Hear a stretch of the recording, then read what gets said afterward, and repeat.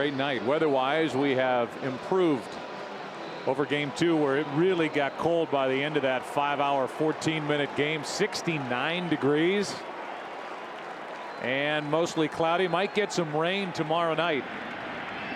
And before first pitch, it's time for the Budweiser opening pitch. Budweiser, the perfect balance of flavor and refreshment. Open up a world of taste.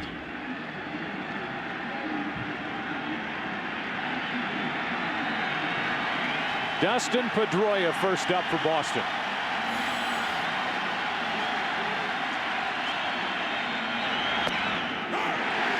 And strike one from Jake Westbrook.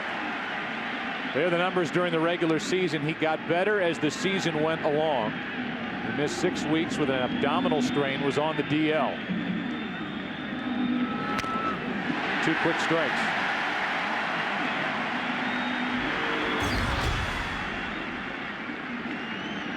That 190 average out of the leadoff spot for Pedroia. Euclid will follow, and then David Ortiz.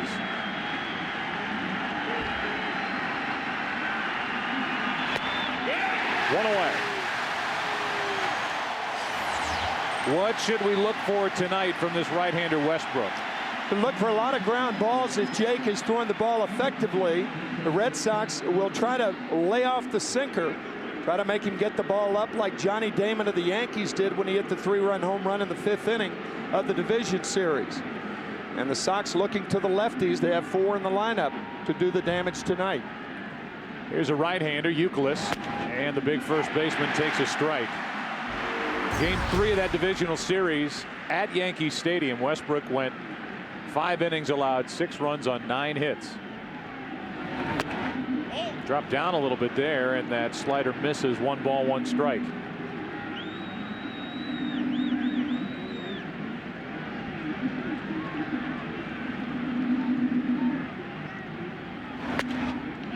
That's wide. Home plate umpire is Brian Gorman, and that's the person who will be deciding these pitches on the edge for obviously not only Westbrook, but for Matsuzaka, who tries to keep the ball out of the middle of the plate all night. 2-1.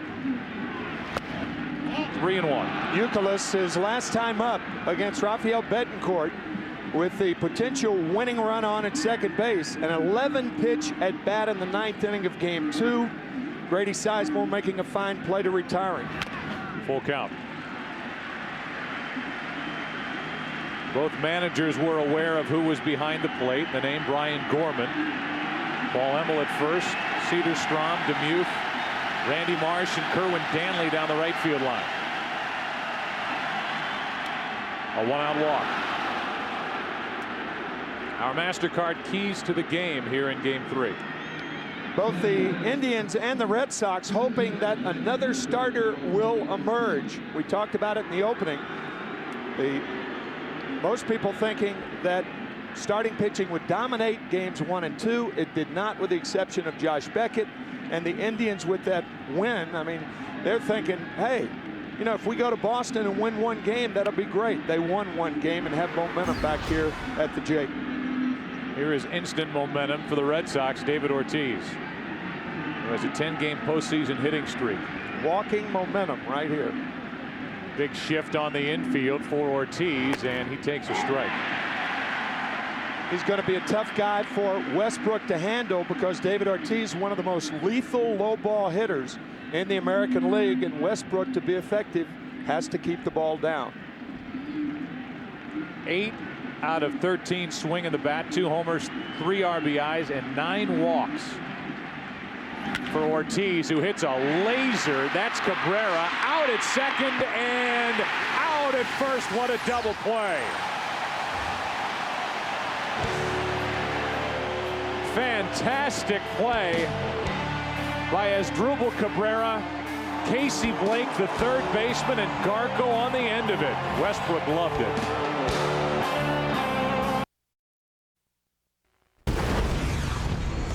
Hi, welcome to Cleveland for the ALCS. I'm Ryan Garco. Here's our starting lineup for tonight. Batting first, our center fielder, the best looking guy in Cleveland, Grady Sizemore. Batting second is our young second baseman, 10-year vet, Asdrubal Cabrera. Batting third is the DH Pronk, Travis Hafner.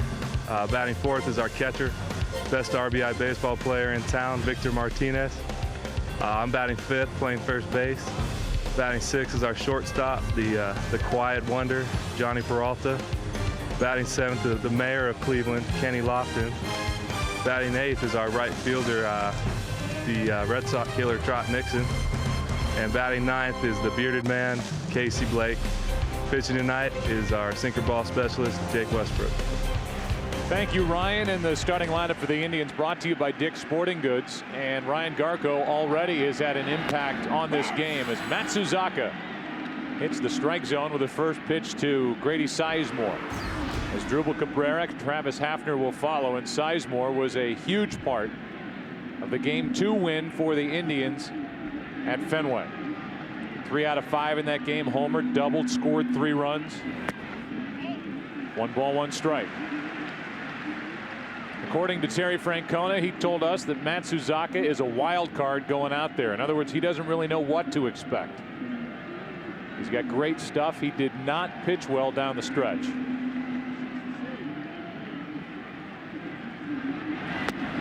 That's too far inside. It's 2-1.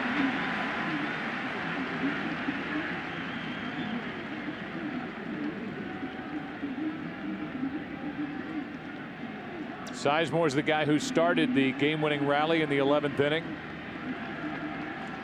with a base hit off Eric Gagne. That's up the middle to his left. Lugo, what a pick. The throw got him to start the night. Good on both ends, and we've seen some leather flashed here in the first inning. I think Matsuzaka may have put some leather on it, just the webbing to slow it down a bit, but what a play by Lugo. Already 4 outs, and 3 of the 4 outs have just been terrific.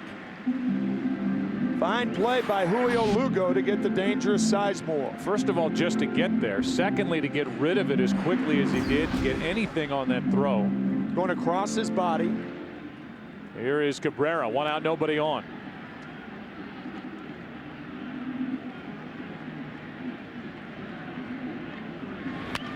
And the fastball is fouled out of play. Let's go back to the top of the inning and the double play that ended it. Well, the interesting thing is Cabrera was playing on the infield. Normally for David Ortiz, the second baseman will be playing in shallow right field, but a fine play by Cabrera on the pivot. Good play by Casey Blake, the third baseman, because of the shift, and the best play was by the first baseman, Ryan Garko. Here's the end of the play with Garko keeping his right foot on the bag and getting that in-between hop. And Jake Westbrook appreciated that effort to end the inning, and that means that Manny Ramirez will lead off in the second. Here's an 0-2 pitch to Drupal Cabrera. 1 ball, 2 strikes. Daisuke Matsuzaka is a legend in Japan. 108 and 60 was his record while pitching in his home country. 2.95 ERA, was the MVP of the World Baseball Classic in the spring of '06. And a $103 million tab delivered to the Red Sox when they brought Matsuzaka to Boston. Got off to a great start, but his ERA is over 7 for the last 2 months. Could not get through 5 innings in his divisional start against the Angels.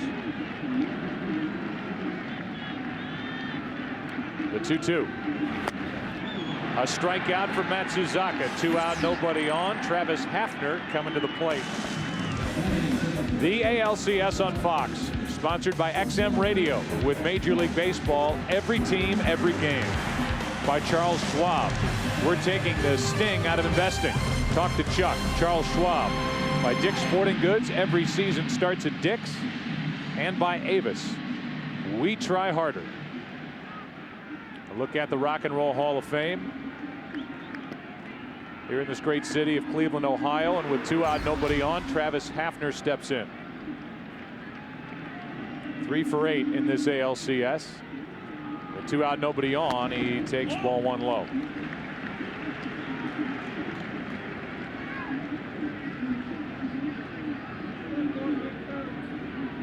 The statistics for the home plate umpire Brian Gorman, mapped out over the course of the season, would tell you that he is more of a hitter's umpire, with the number of pitches that hurlers throw during his games. He has a tighter strike zone. This is a Quest Tech ballpark, which is an umpire grading system that they have installed in this stadium and others around Major League Baseball. There's a look at it as they grade the performances. So they have tried to make home plate umpire strike zone more uniform across Major League Baseball. Gorman a little tighter than some of the others, which brings the ball back to the middle of the plate, and Hafner was ready for that one. 2-1 in a game dominated by numbers. Even umpires have ERAs now. Brian Gorman's earned run average is 5.11. That's 4th in baseball.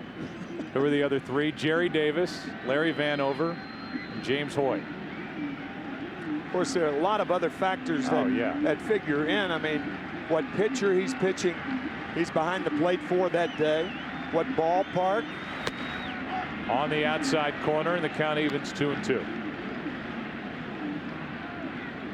But for a guy like Matsuzaka, who is trying to live on the edges of the plate, and while he's got a very good fastball, he's got a lot of junk that he throws up to the plate as well. It is a factor. It's what the Indians will try to do to Matsuzaka, what some of the Red Sox hitters have done to Cleveland starters so far in this series. That's on the outside corner. Good pitch by Matsuzaka. 2 strikeouts in the first. Good start for the right-hander. No score after 1.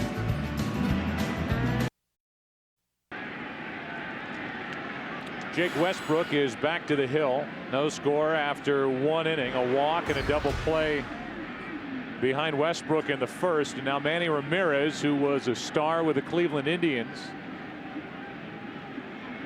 digs his way in and swings through the first pitch. Ramirez, Lowell, and J.D. Drew for the Red Sox here in the second. The numbers are staggering when you start to go through exactly what Manny Ramirez has done individually, and then what the 3, 4, and 5 hitters have done for the Red Sox this postseason. 1 ball, 1 strike. This is just in the ALCS for the middle part of the lineup. Ortiz, Ramirez, and Lowell, a combined 9 for 21 with 2 home runs and 12 RBIs. One of those home runs tied the game by Ramirez, and Mike Lowell hit the other one, and it put him ahead. Westbrook drops down a little bit again, and the count 2 balls and a strike. Overall, Manny Ramirez is hitting .400 in his last 22 games against the Indians with 28 RBIs and 9 home runs in those 22 games against the team that brought him to the big leagues. What a rip. 2-2.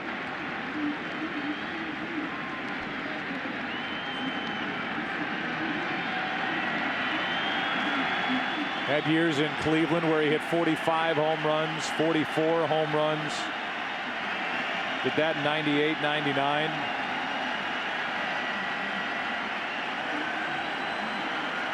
Jumped to the Red Sox for the 2001 season. Full count. 8-year, $160 million deal. And there are his overall career numbers against the Indians. But they're pretty good no matter what team you line up. Jeff Morad, who is now one of the owners of the Arizona Diamondbacks, was his agent and negotiated that contract with the Red Sox. 3-2 pitch. 93 good zip on the fastball from Westbrook. Still a full count. Ramirez swinging at the first pitch, fouling it off, and the 3-2 pitch fouling it back. You can tell a lot by the way a hitter takes a certain pitch or the way a hitter fouls the ball back. He is really locked in.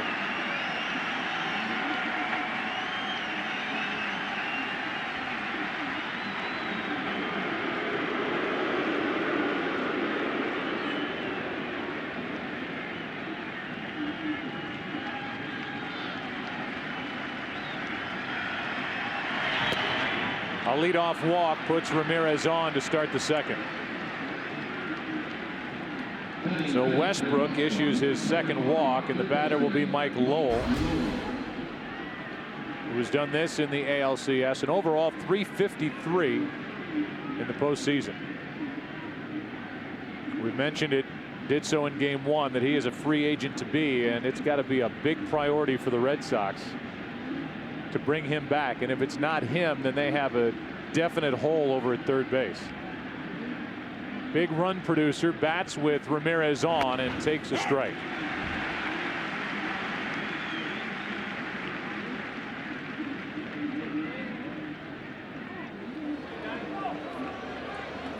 Lowell led Terry Francona's Red Sox with 120 RBIs during the regular season.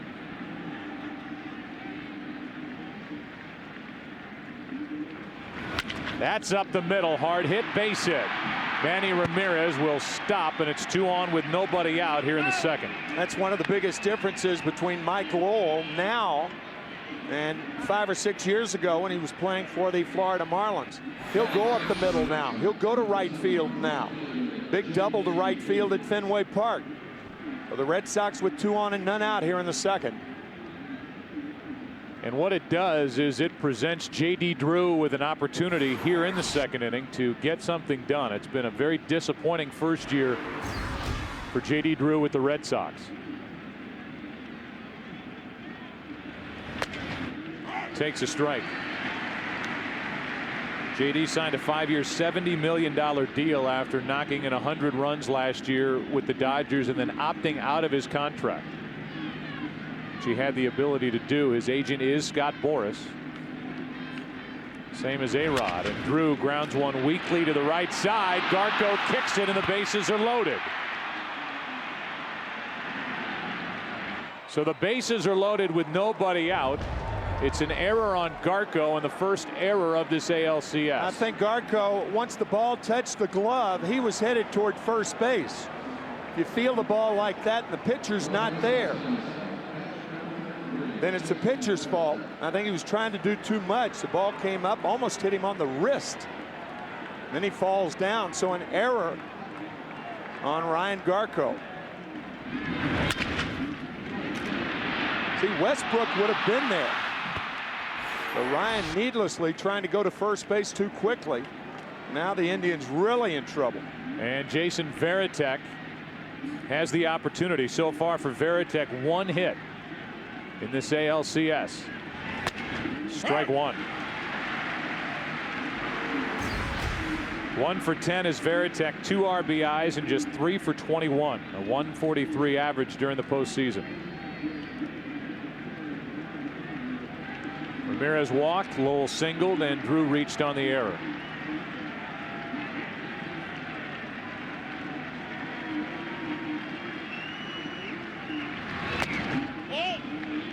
One ball, 1 strike. Here Varitek right here looked for the ball down.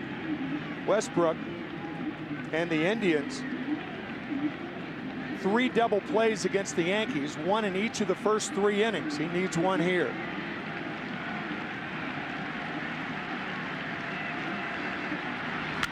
Varitek pops it up.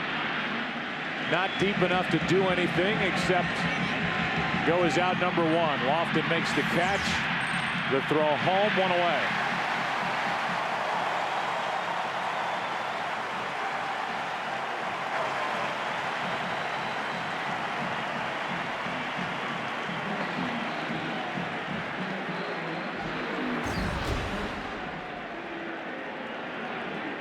So now Coco Crisp, as the Red Sox for the 8th time have loaded the bases in 2+ games in this series. Varitek's got to be very upset with himself after missing that fastball. That was a fastball that was flat.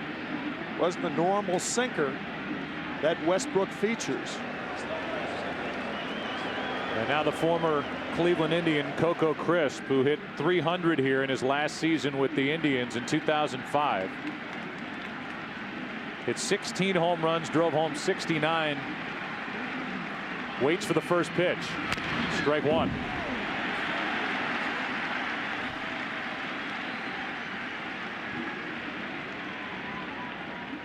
So thanks to a walk, a single, and an error, the Bases are loaded, but one out now.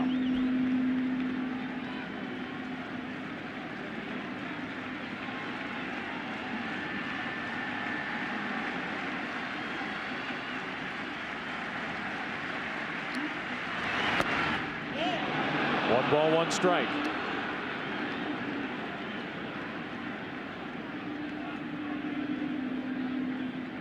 That's the number 9 man, Julio Lugo, on deck. A packed house, but a very quiet Jacobs Field. Wondering what that error in this inning is going to lead to.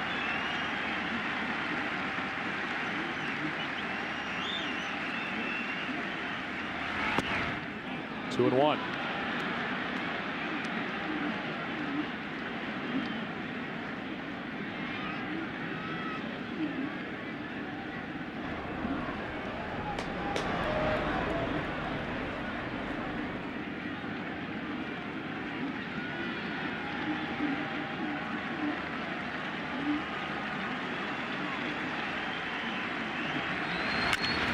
Might be. Peralta steps and throws, and what a job by Westbrook to get around the error.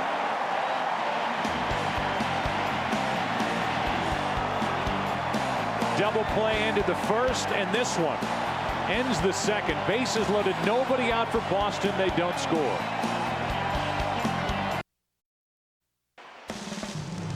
The ALCS on Fox, sponsored by Budweiser. Reach for a Budweiser, the perfect balance of flavor and refreshment. Open up a world of taste.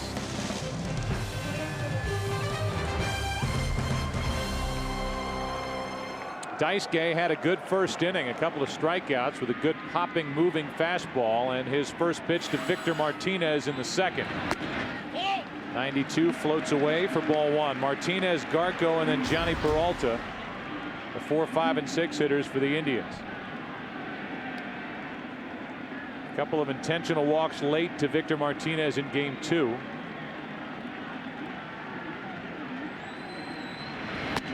On the inside corner, borderline pitch, 1 ball, 1 strike.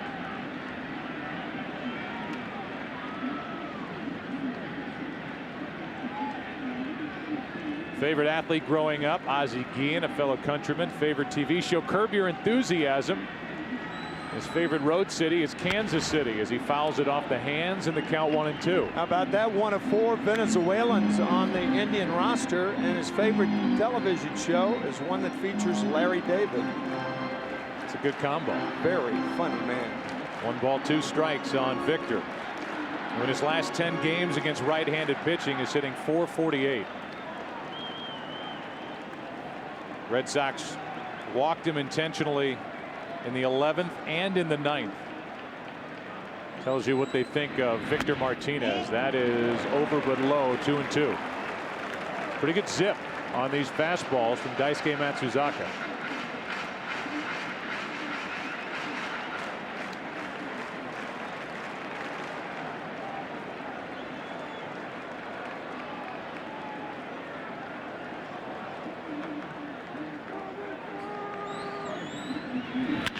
Breaking ball is grounded to Pedroia. Has time to back up, make the play, 1 out. Daisuke, who as a younger boy started actually as an outfielder, had some good power, and then when he got to the mound, look at some of these numbers. A 250 pitch, 17 inning game. And there's more to that story. Remember the 2004 Olympic bronze medal team for Japan, 2006 World Baseball Classic MVP. And here he is in his first season with the Red Sox. I said there's more to it. He threw 250 pitches in a 17-inning game in the quarterfinals in the National High School Tournament back in '98. Then 2 days later, he throws a no-hitter in the championship game, and in between he had 1 inning of relief. He likes to throw.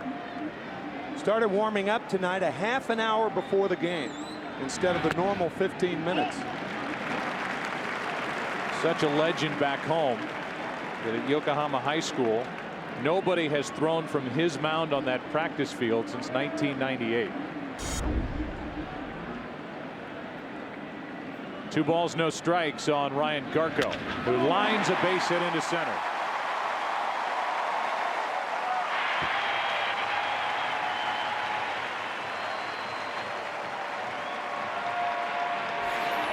That was a hanging breaking ball right over the fat part of the plate.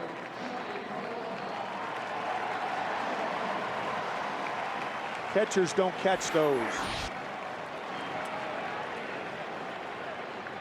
So the 27-year-old right-hander Matsuzaka has his first base runner. And Johnny Peralta, who has been sensational this postseason for the Tribe, steps in, hitting .458 in the postseason. Strike one.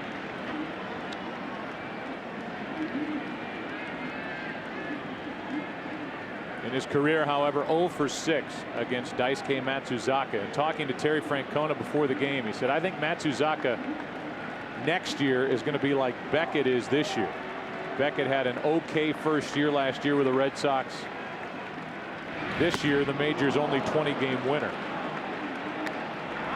He's been almost unhittable in the postseason. And Matsuzaka is trying to find that groove. 0-2 the count on Peralta.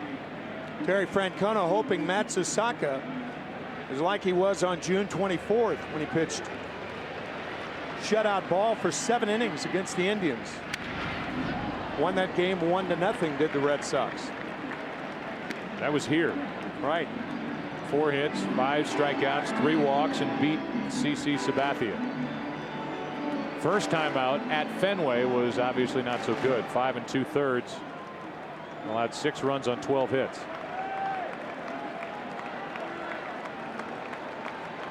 Oh, 2 the count on Peralta. Garco at first. And a breaking ball is fouled. Peralta has shattered his bat. Take a look at the scouting report on Daisuke. Different pitches from different angles. And when we say different pitches, we mean them. In fact, Jason Varitek has to use his thumb for some signs. That's how many pitches and how many different pitches and Matsuzaka features. Red Sox trying to get him to come inside, said John Farrell. I mean, coming up here. Watch Varitek stand up.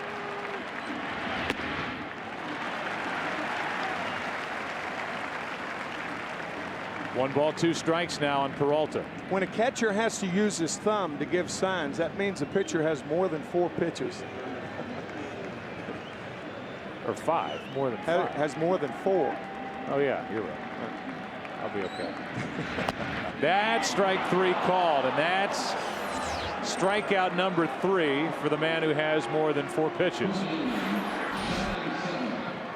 Well, he had the fastball to Travis Hapner to strike him out, and now he strikes out Johnny Peralta on a fastball. It looks like the Indians with 2 strikes are looking for the breaking ball. Red Sox have tried to get him to throw more fastballs so far early in the game. That's what he's done. Yeah, and I think if you're Terry Francona or John Farrell, you're looking at what's transpiring here and you're thinking, okay, if he was a wild card going out there, they have to like what they see because he's getting strikeouts on that fastball. Oh yeah, absolutely. They love Kenny Lofton here in Cleveland. 3rd time around with the Indians. The 40-year-old hits one into right field. Well hit. Back at the wall. Kenny Lofton has left the yard.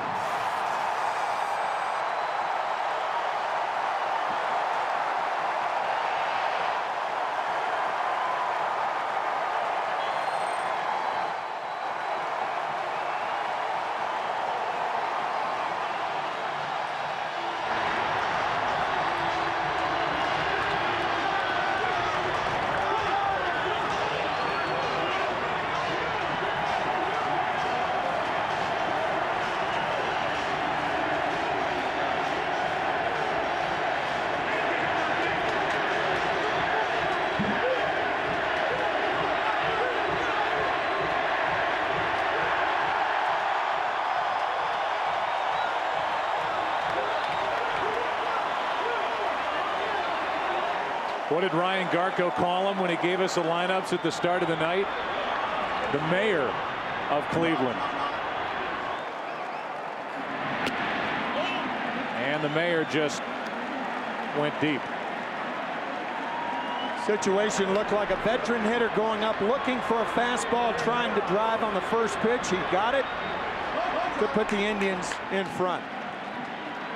Here's Trot Nixon, the hero of game 2 for the Indians. Keeps hitting like this, he can run for governor. Fastball inside part of the plate, just out, right on top of the yellow line.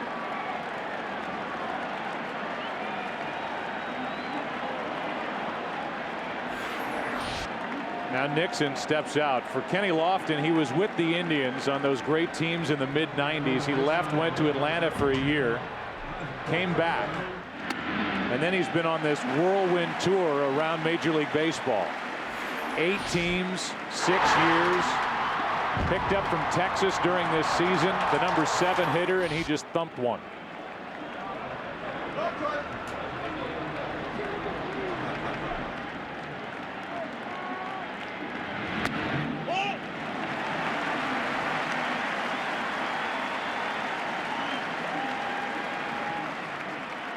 Three balls and a strike on Trot Nixon. Last postseason home run that Kenny Lofton hit was with the Yankees against the Red Sox. Nixon takes a popping fastball for strike 2. It was in 2004 game 1.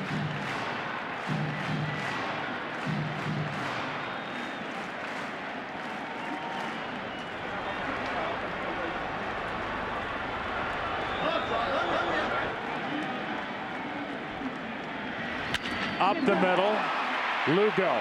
A spin, a throw, and an out.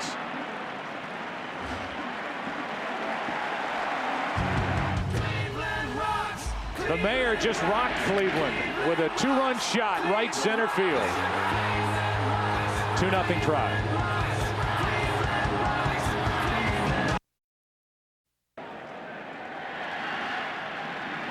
Huge ovation for Kenny Lofton when he took his spot out in left field after that 2-run home run. And now here we go into the 3rd inning. First up is Julio Lugo, who with all the action has made 2 very good plays to his left.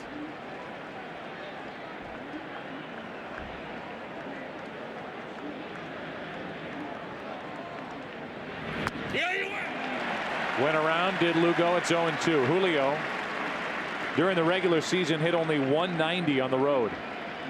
Overall hit 237, and in this ALCS is 1 for 8.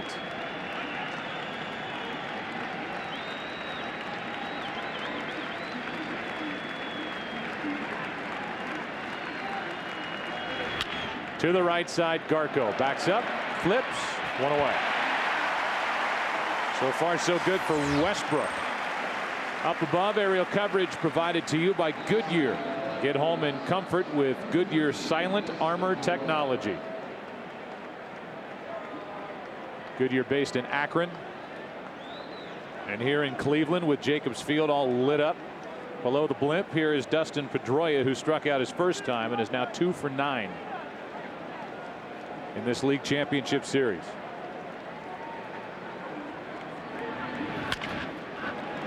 Perfect positioning for Cabrera, 2 out.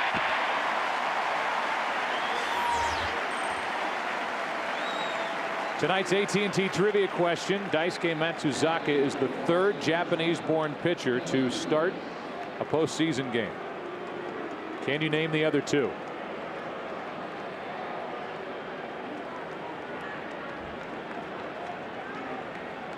With 2 out, nobody on, Euclid steps in and takes a strike. Joe, Westbrook is getting the types of outs that he wants. Only 2 active pitchers throw more ground balls than Jake Westbrook. Brandon Webb of the Diamondbacks and Derek Lowe of the Dodgers.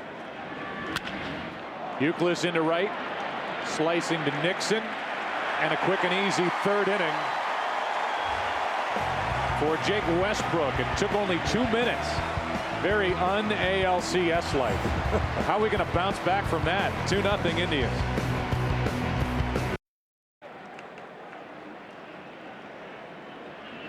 Number 9 man in the order for the Indians is Casey Blake. He leads it off. Sizemore will follow, then is Drupal Cabrera for the Indians, who lead 2-0 on the home run by Kenny Lofton. He hit 7 during the regular season. Got his first this postseason and first since 2004.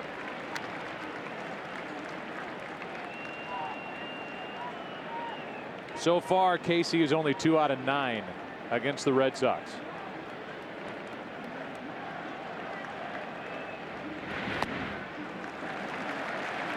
Two and one.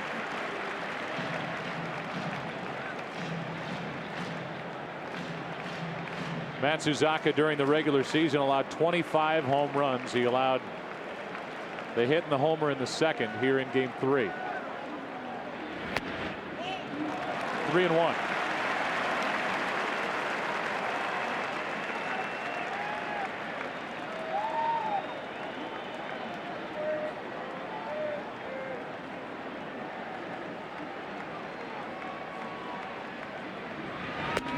Full count.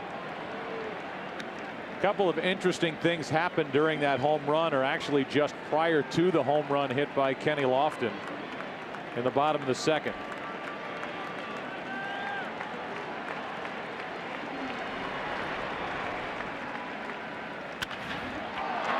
Blake reaches up and pops it into right for J.D. Drew. Royce Clayton is wearing a microphone for us, not on the active roster for the Red Sox. And Kenny Lofton took a while getting into the batter's box. Clayton was on him good-naturedly from the dugout. Watch how long he takes to get in the box. Get in the box. Get in the box. Let's go. Get in the box.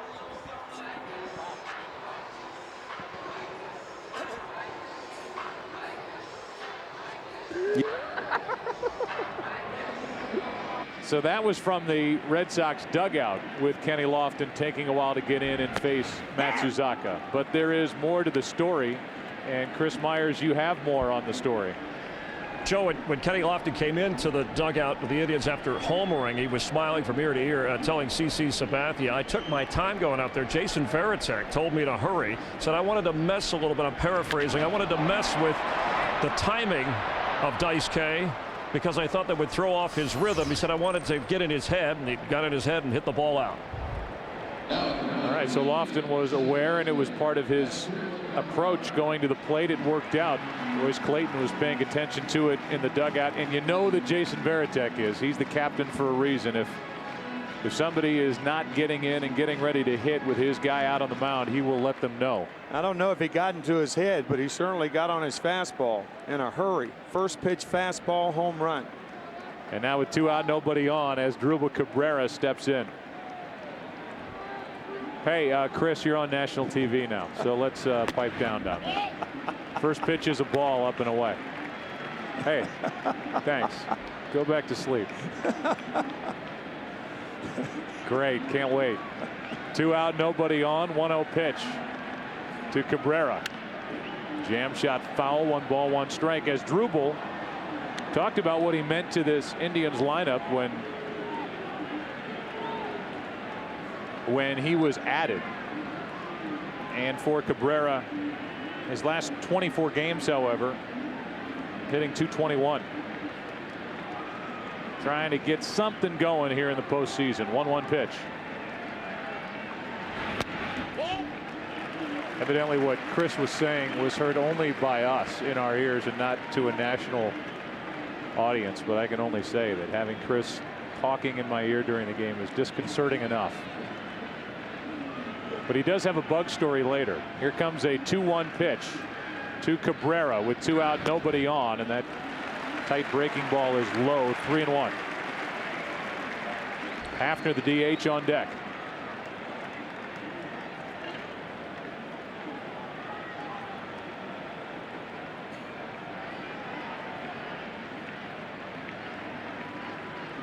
The hesitation, the delivery, and strike 2.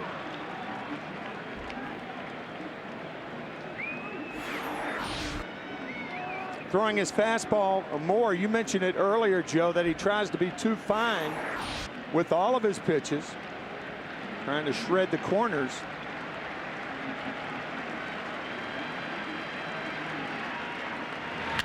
And a base hit into center on a breaking ball.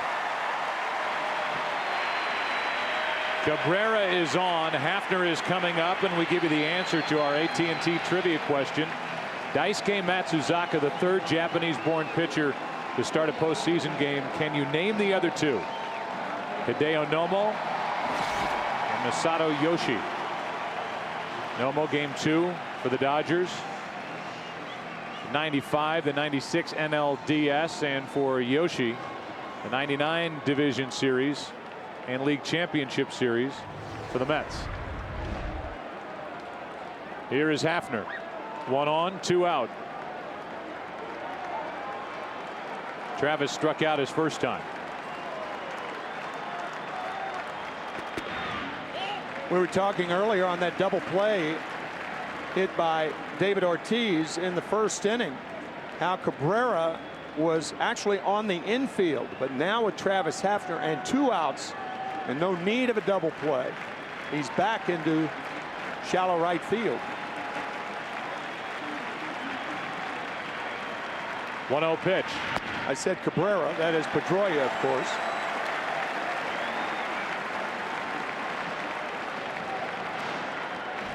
Two balls, no strikes on Hafner.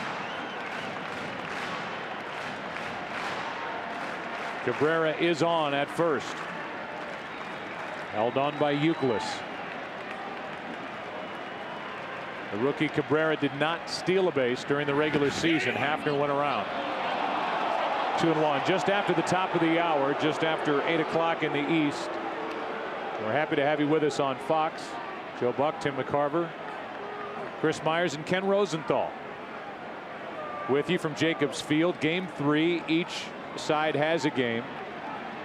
Red Sox won game 1 behind Josh Beckett, and the Indians won a marathon, 5 hours and 14 minutes, 11 innings, game 2 nights ago. 2-run home run by Kenny Lofton in the second, after the Red Sox had loaded the bases with nobody out and did not score. Ball 3.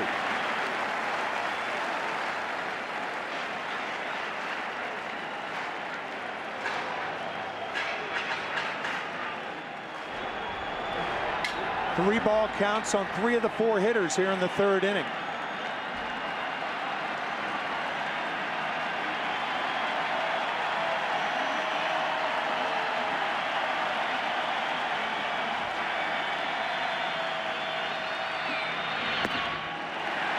That's the first walk of the night handed out by Matsuzaka.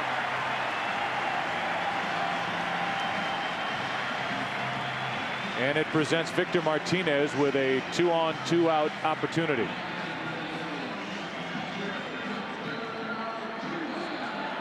Varitek goes out to talk to Matsuzaka. The Indians have been phenomenal with runners in scoring position and 2 outs in the postseason. 15 hits in 37 at bats. A .405 average. They've got a real RBI machine at the plate right now. And it's not just with runners in scoring position, Tim. It's .351 overall with 2 out. Wow. So keeping innings alive, getting opportunities, and then hitting over .400 in this spot. 2 out, and at least 1 in scoring position. The lead man is Cabrera. He's at second. Behind him is Hafner, and at the plate is Victor Martinez.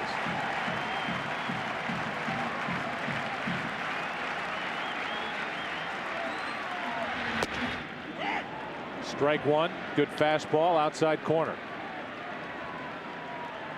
Victor bounced out to second his first time up. That preceded the hit by Garco. And then a 2-out, 2-run home run by Lofton.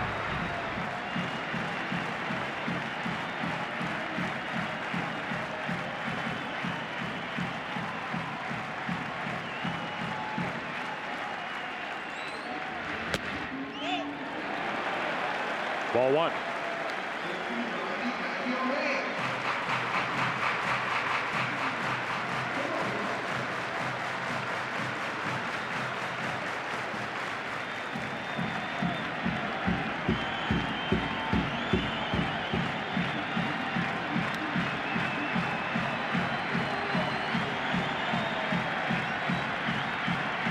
talked earlier about the right thumb of Jason Varitek.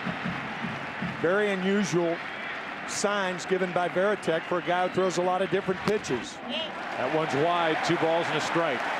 And of course, Varitek taping his fingers so Matsusaka can see the fingers going down. That is standard procedure because a lot of pitchers aren't able to see because of the shadow between the legs of a catcher.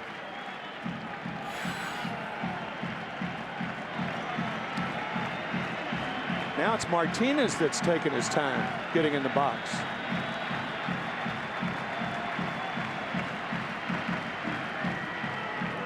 And Matsuzaka hops off the pitching rubber. It's been a lot for Daisuke to adjust to, obviously, in this first year with the Red Sox. The language barrier, the difference in preparation for each start. Working once a week in Japan as opposed to once every 5 days here. 2-1 pitch. 3 balls and a strike.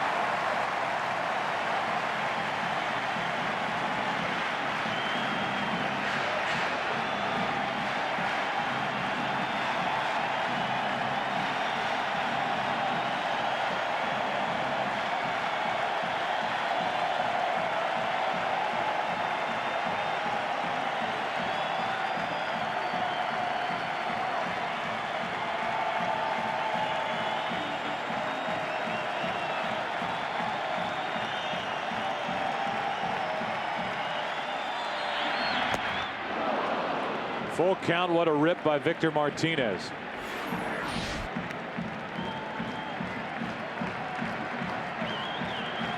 Keeping the ball away to Martinez because he was so far behind in the count.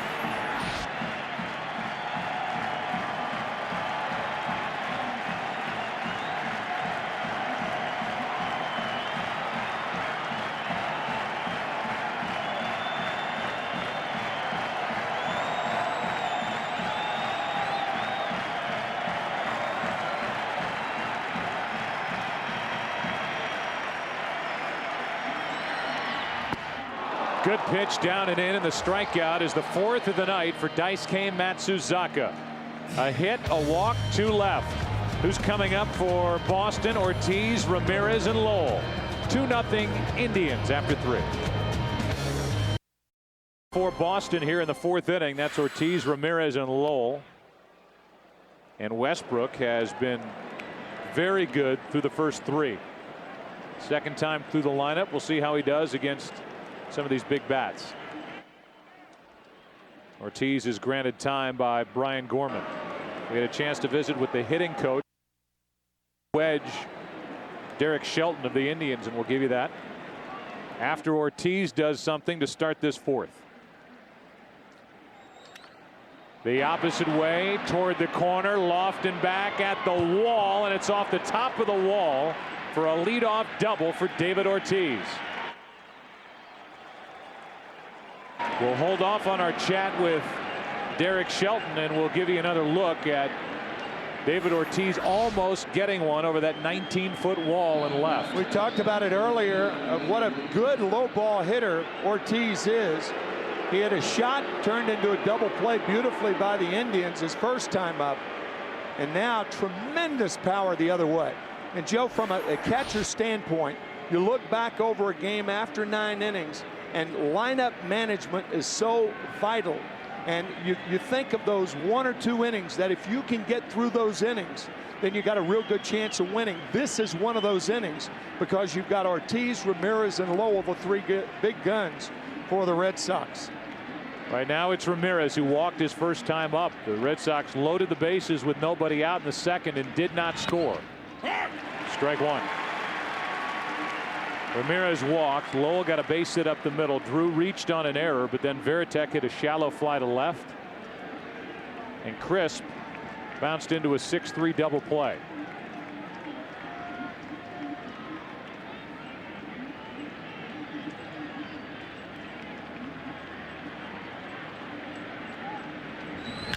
Hard hit, foul. 0-2.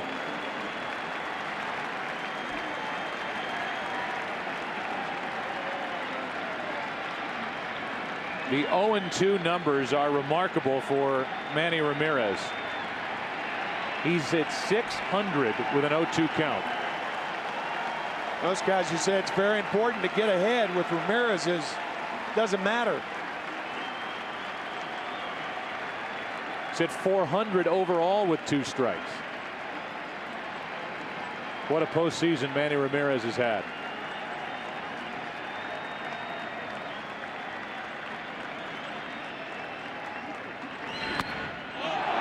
Just missed.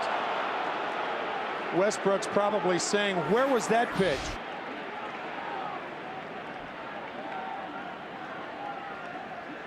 Little low. I think Cleveland is saying, where was that pitch?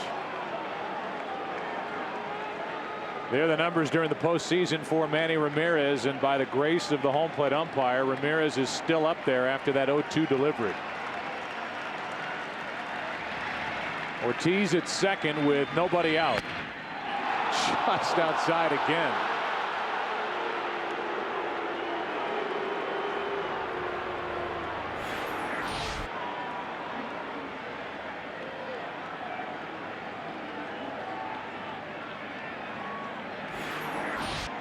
We talked about it in the last 2 games, identifying what pitch is thrown and where it is.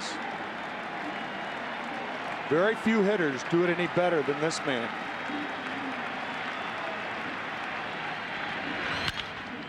To the shortstop, that hits Ortiz, and he's out. That's a bad base running play by David Ortiz. If the ball's hit, the rule of thumb is if you're on second base and the ball's hit to your right, you don't run. So watch the ball being hit right there, and David Ortiz runs into it. So he's out. Ramirez is credited with a hit, but a bad base running play. Ortiz has no place to go there. If the ball does get through, then Peralta throws him out at third. Bad play. And so now it's Ramirez at first with 1 out, and Mike Lowell at the plate. So it is a hit for Manny Ramirez, but not what he or the Red Sox were looking for, as they lose the runner in scoring position, and a strike hits the outside corner to Lowell.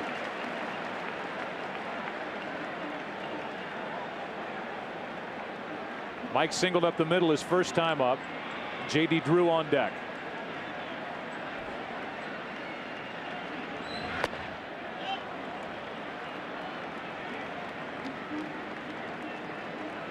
One ball, 1 strike. There's Drew, who bounced one to the right side that was kicked by Garco back in the second. But Westbrook has made some very good pitches here in the early going tonight. The 1-1. Well hit down the left field line into the corner. It is foul.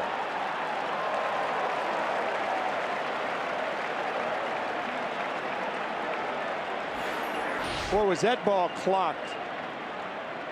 First changeup that Westbrook has thrown, and Lowell out in front. Even though he hit it right on the screws. So the count 1-2.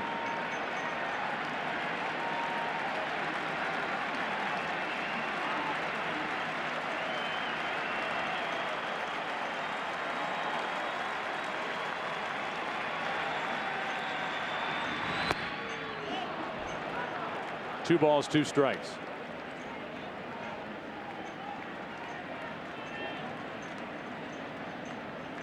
Again, coming in, the Red Sox, they're 3 through 5 hitters in the lineup. 435 this postseason, 6 homers, 22 RBIs. The rest of the group 227.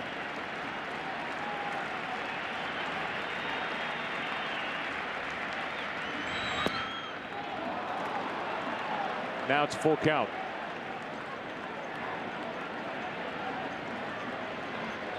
I think you have to send Ramirez here. We'll see what Terry Francona does. If you had a fly ball pitcher on the mound, you wouldn't send him.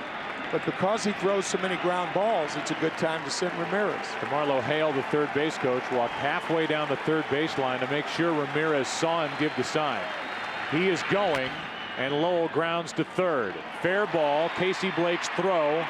2 out.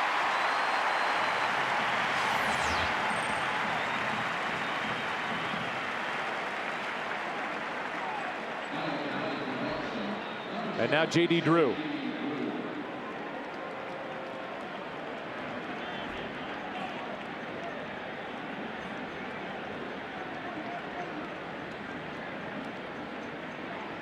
J.D. on the field during the regular season hit .270, 11 homers, 64 RBIs. Went 24 out of 61 the last 18 games to make that average look a little better.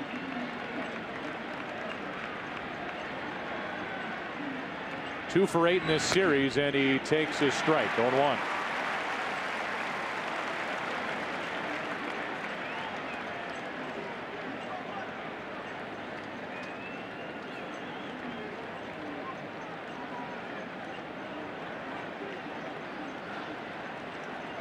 Jake Westbrook 6-9 during the regular season, not pitching like those numbers at all. Missing down and away, 1 ball, 1 strike.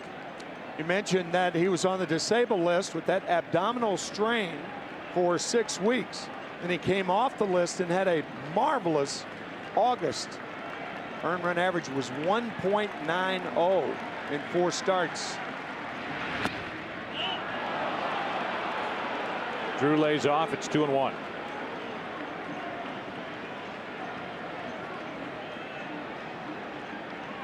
Inning started with a double by Ortiz. He was out when the batted ball by Manny Ramirez hit him.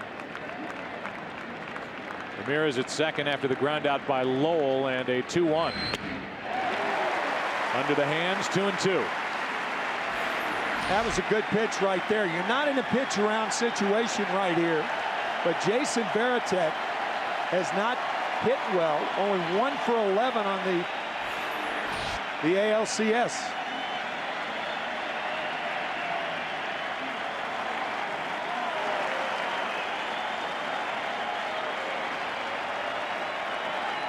Two balls, 2 strikes. Runner at second, 2 out. To the right side, may have hit the bag. It's a fair ball, out at first. And Garco with a good adjustment on that ball down the first baseline. Came back a little. Garco made the play. After 3.5, 2-0 Indians. Move into the bottom of the 4th inning here in game 3. 2-0 Cleveland out in front. And Ryan Garco, who's made an error but 2 very good plays at first base and has a hit and a run scored, takes a ball. Got a base hit with 1 out in the second. Scored on the 2-out 2-run home run by Kenny Lofton. The 1-0. Breaking ball in for strike 1.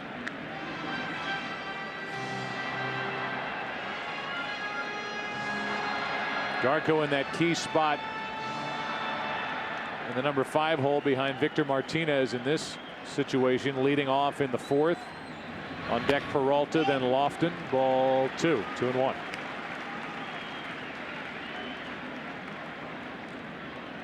Then that means he's having a rough year football wise. Notre Dame, favorite team growing up.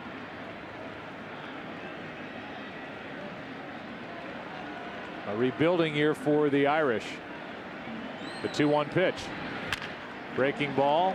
In to get it is Lugo. Gets that high hop and throws on 1 away. Don't forget, coming up later tonight, game 4 of the NLCS at 10 Eastern, 7 Pacific, and that's on TBS. Matchup of Micah Owings and Franklin Morales, the left-hander, as the Rockies go for the sweep. There are the numbers for the 2 starters, and Owings is a very good hitting pitcher, one of the best hitting pitchers to come along in a while. Rockies up 3 games to nothing, and then tomorrow night back at it with a usual start time of 8 Eastern.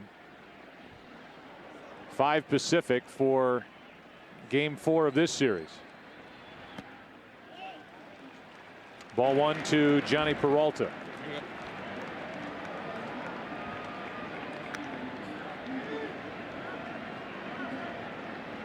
Rockies have won 20 of 21 after winning 14 of 15 down the stretch.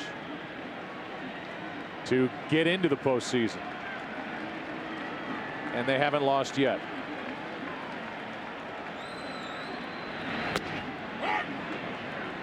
One ball, one strike. When Matsuzaka was signed, there was a lot of publicity, almost celebrity status given to his gyro ball, G-Y-R-O. And he has not thrown that or featured that in the second half of the season. It's a little screwball is what it is. Another good fastball from Matsuzaka, and the count 1-2. One of the best visual explanations of the screwball once that I heard was just terrific. Most people turn the doorknob to the right to open the door. Well, if you had to turn it to the left, then you know what a pitcher is like when he throws a screwball.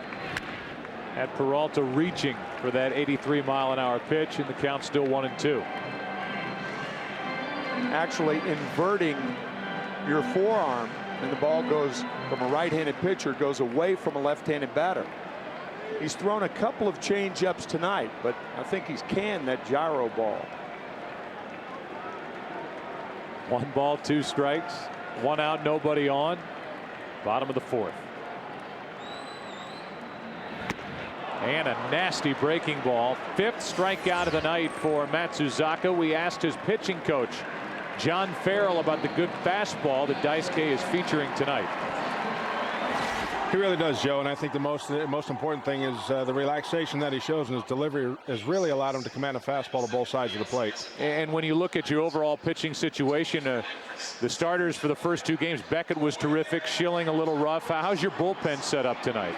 Well, with the off day yesterday, you know, in the 11-inning game on Saturday night, we're at full strength, so we've got the ability to match up if the situation calls for it, and certainly Papelbon anchors it at the end. All right, John, thanks for your time. Okay, Joe. John Farrell, the pitching coach for Terry Francona.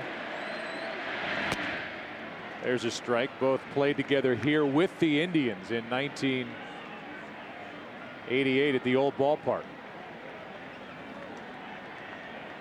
Jacobs Field has been around since 1994. And Lofton, who homered his first time up, has the count even at a ball and a strike.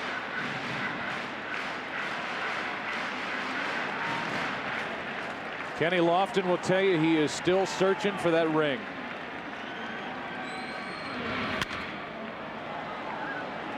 For Lofton, 11 times in the last 13 years that he has been in the postseason. He's doing what he can in October for his teammates now with the Indians, his 3rd tour of duty with Cleveland.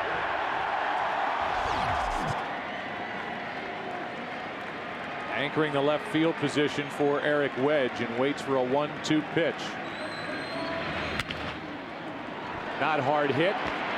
Pedroia makes the play, and we go into the 5th inning. Starting pitching better tonight here in game 3.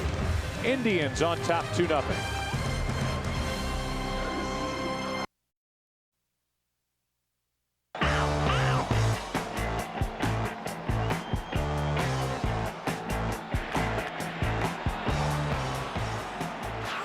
Home run, Kenny Lofton, the only scoring tonight. A 2-run shot. Varitek had a chance his first time up.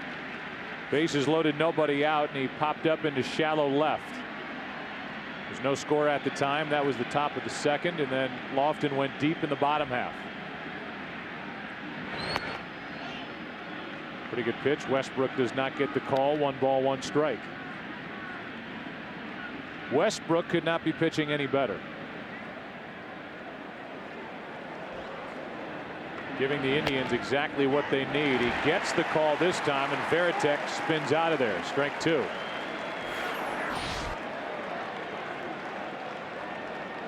I guess Varitek thought it was low or outside or both.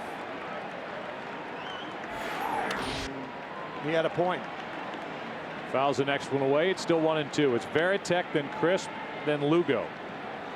Bottom 3 in the lineup against Westbrook, who has allowed only 3 hits. Same total for Matsuzaka, but one of them left the park.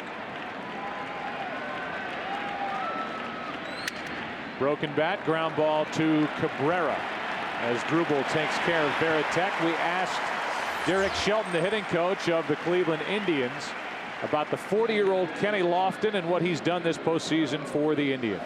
Yeah, he's ageless. It seems like from the first day the postseason started, he kind of kicked it into a different gear. He's been here a bunch of times, and you know, he gave us a lift tonight, so it's exciting. It seems like every at bat he has, he just keeps taking it to another level. Without revealing too much, what's the overall philosophy against Daisuke Matsuzaka, who's working tonight for the Red Sox? I just think the main thing is we got to make him be on the plate. You know, he's a guy that commands a bunch of pitches, and you know, I don't think that's really giving away any secrets. I think that's what a lot of people try to do to him. You know, he commands a fastball, he commands a slider and a cutter, and he throws a changeup and a split. So we're just trying to make sure we stay within our approach and keep him on the dish. There are some who have said this could be an opportunity for Grady Sizemore to have a coming out party on national TV. You see him certainly much more than we do. This is a special athlete, isn't it? Yeah, I don't think it should be a coming out party for Grady Sizemore. I think people should, you know, realize that this guy's one of the best young players in the game. What he did for us in Game 2 and gives us a spark, but we're fortunate. We see this guy every night. He's one of the best players in the game. And he's one of the best young players in the game, and they don't get much more exciting than Grady Sizemore. All right, Derek, thanks for your time. All right, thanks, guys. That is Derek Shelton, who's the hitting coach for Eric Wedge. Meanwhile, Jake Westbrook has gone 4 2/3 scoreless innings, allowing only 3 hits. 14 outs, 12 on the ground. Actually 11 with a strikeout to Dustin Pedroia leading off the game. So when the Red Sox have made contact, they've only hit 2 fly balls to the outfield. Good news for Westbrook. Check swing, ball 1, down and away to Julio Lugo, who bounced out his first time. Indians will have Nixon, Blake, and Sizemore against Matsuzaka in the bottom of this 5th. Another broken bat, another ground ball. Casey Blake takes care of Lugo. How good has Jake Westbrook been tonight? Bottom of the 5th here at Jacobs Field, 2-0 Indians. The ALCS.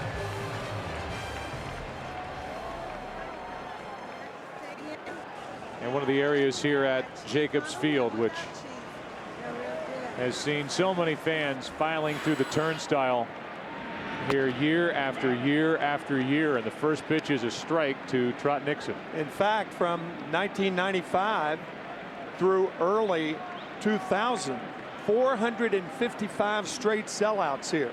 That ended in April of 2001.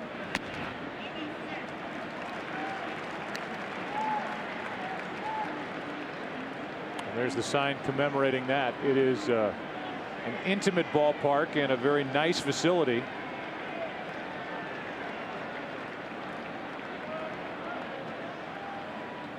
Indians during the regular season had a great home record as Nixon fouls it back and out of play.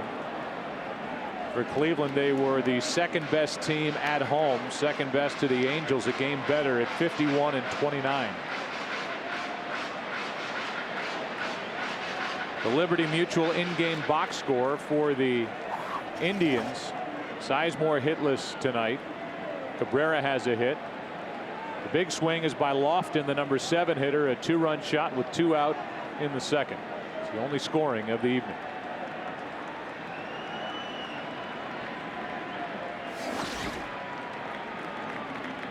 The 1-2 to Nixon, 2-2.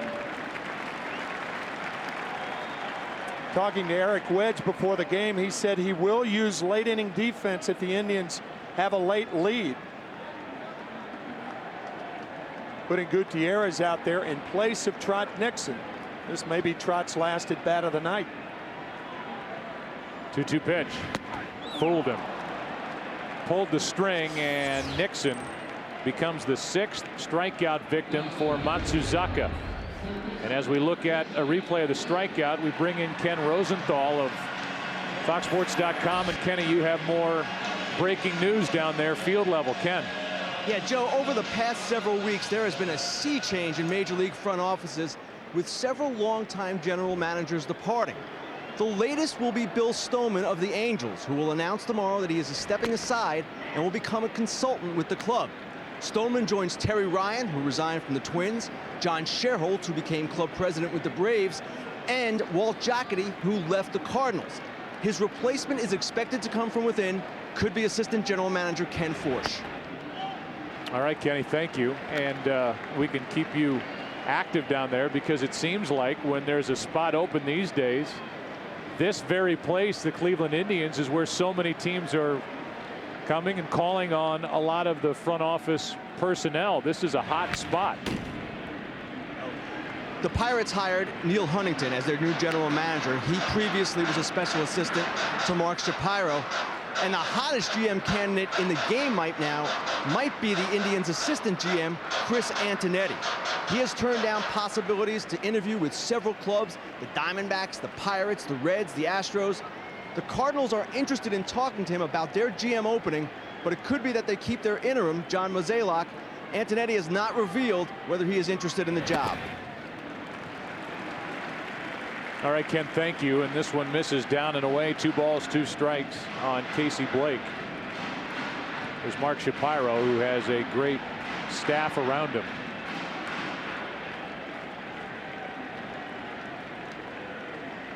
And the field manager here with the Indians is Eric Wedge. This is a very classy organization everywhere you look. You bet. 2-2 pitch. Full count.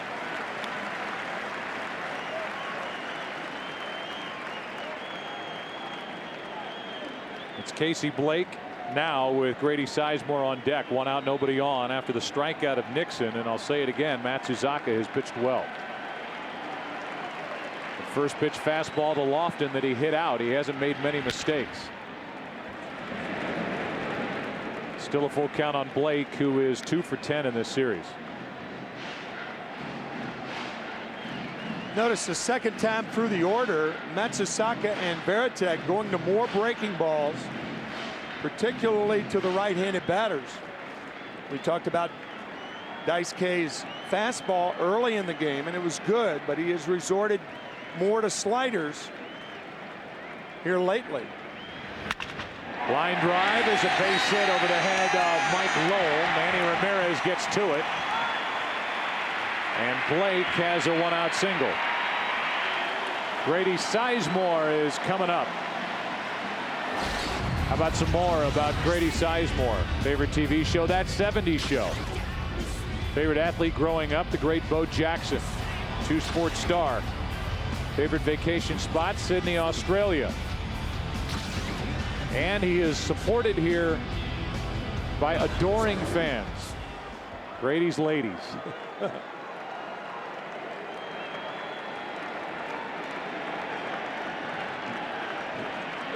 And there they are. That is great. That one in the dirt. Blake was on his toes and down to second with good base running.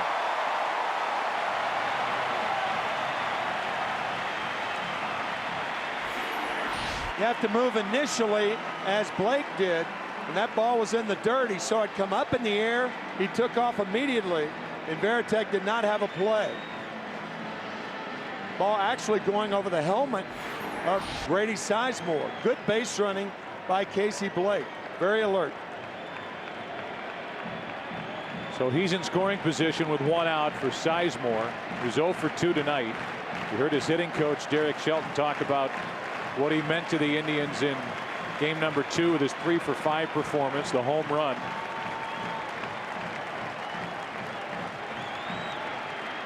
The 1-0. That's a foul ball, and it will get out of play.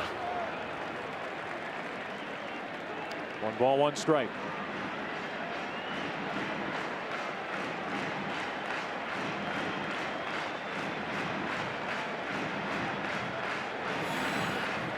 Two postseason home runs for Grady Sizemore. The one in game 2, and then the home run that set the tone leading off game 4 of the division series at Yankee Stadium against Chin-Ming Wong.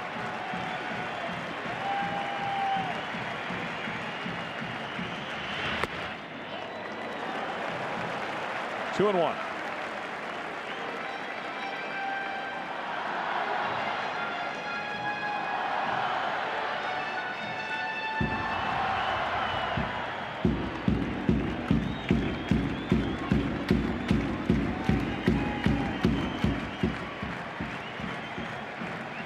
John Adams on the drums.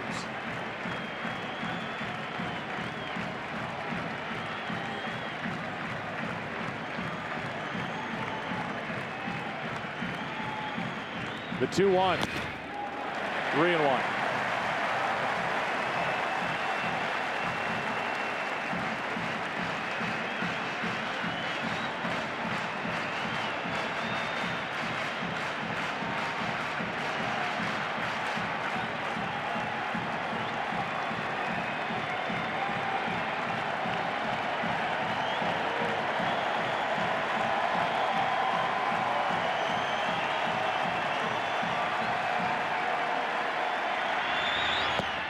Pulled the string on Sizemore on 3-1. It's a full count. We talked about the gyro ball last inning. That was it. See that little tailing motion going down. And that's that release, that inverted elbow. Turning the doorknob to the left. 3 balls, 2 strikes on Sizemore.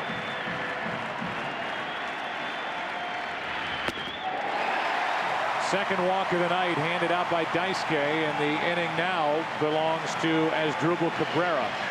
And they're going to get on the phone to the bullpen down in the Boston dugout. John Farrell, the pitching coach, out to talk.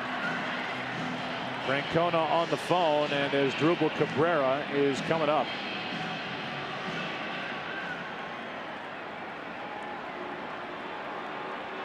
We play baseball here tonight in Cleveland, and we look ahead to Sunday. Fox NFL Sunday will get your day started. The Built Ford Tough Fox NFL Sunday at noon Eastern, 9 a.m. Pacific. Doubleheader action, 49ers and Giants in New York, Vikings and Dallas, the big game late, or other regional action. Check the local listings for the games and start time in your area as Mike Timlin starts to get loose.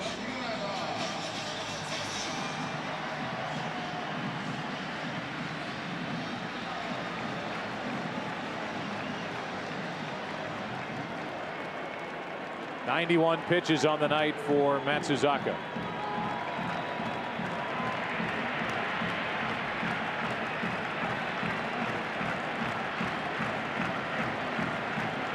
A hit, a walk here in the 5th inning, and Cabrera trying to make Daisuke pay for it. Asdrubal singled his last time up. He's 1 for 2.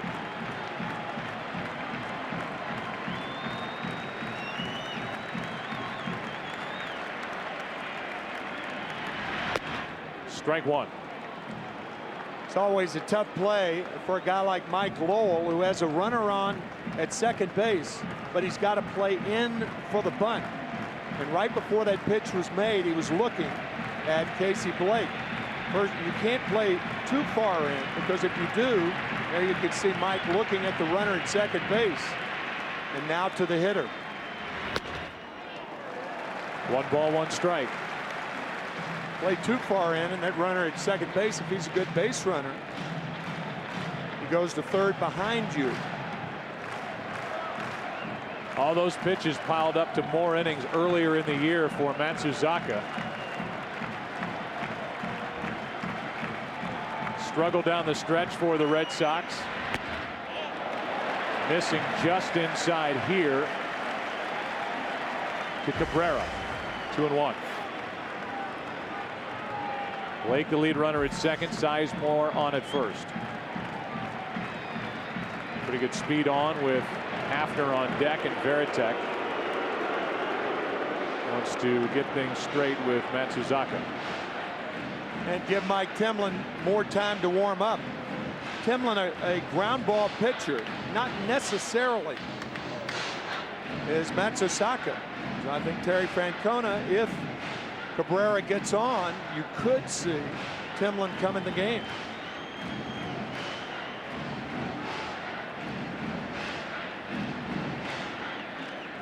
Four hits, 2 runs. Matsuzaka's walked 2, 1 of them in this inning, but he has racked up 6 strikeouts.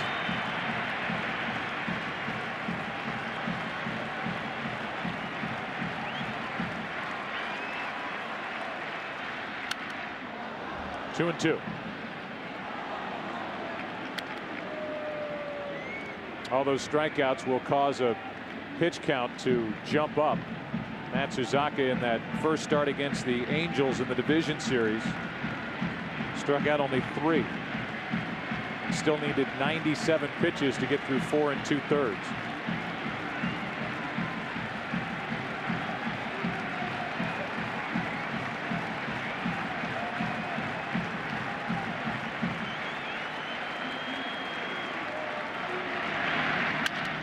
Up the middle, base hit off the bat of Asdrubal Cabrera.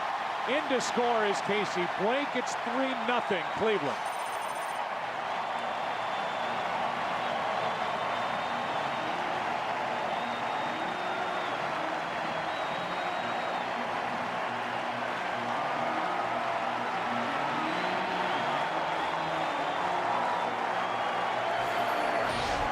Matsusaka got the ground ball, but it was not at anybody.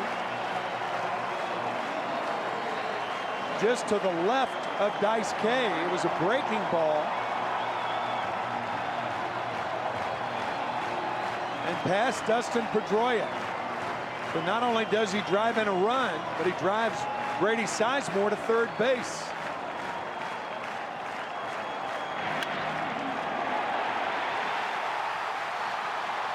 Blake scored easily. He got this started with a 1-out hit. A walk to Grady Sizemore, who went first to third, and Matsuzaka will stay in the game and face Travis Hafner. Strike one on a rare wide strike.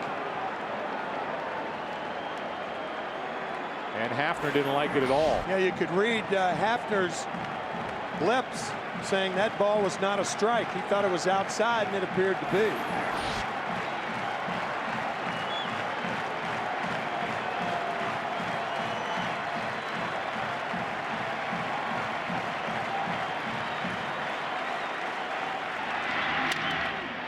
Ground ball to Pedroia. He'll step, throw, safe, and another run scores. 4-0.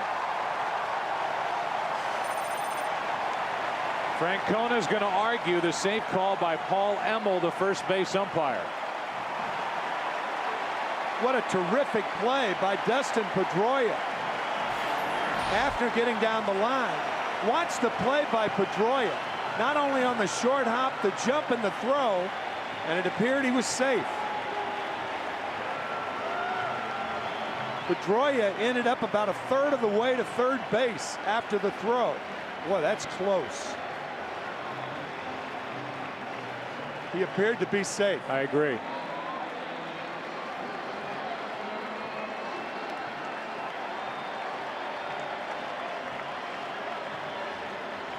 I mean, you can't make a better play as a second baseman. You can't do any more. No.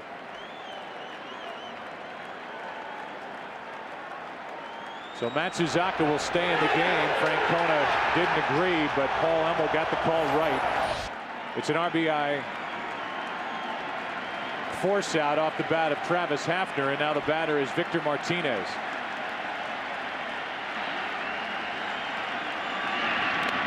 It's a small. Let's listen.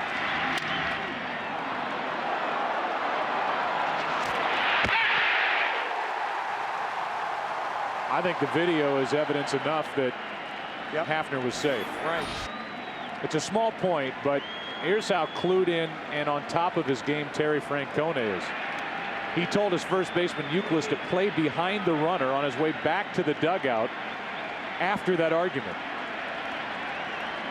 He knew who was coming up, and it's Victor Martinez who was in the hole 0-2.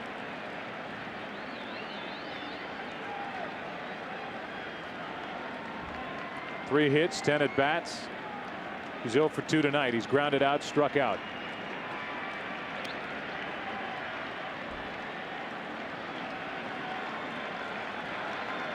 Two runs in the inning. RBIs by Cabrera and Hafner. And an 0-2 count on Victor Martinez.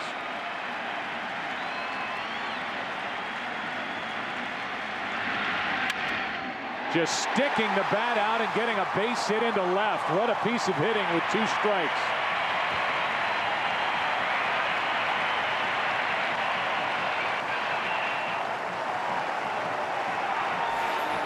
That really is a marvelous piece of hitting. A ball off the plate away. And if you're not thinking away, you're not going to get a hit like this. And that's going to be all for Matsuzaka. Matsuzaka, the big investment, brought over from Japan. 2 postseason starts in his first year with the Red Sox. He has not been able to give Boston 5 innings. 2 on, 2 out here in the. Well, we talked to John Farrell, the pitching coach for the Red Sox, and he said that his bullpen is rested and ready to go. And here they are again, taking over in the 5th inning. This time it's Mike Timlin getting the call with 2 on, 2 out, 2 runs home, and the Red Sox down 4-0.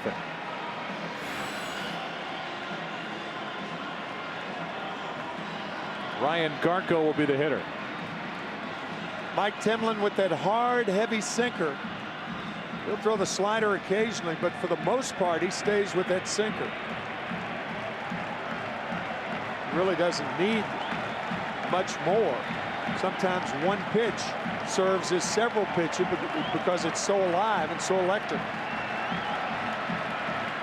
Joel Skinner, the third base coach, reminding the base runners they're 2 out. And it's Garko who's 1 for 2. Ball 1 from Timlin.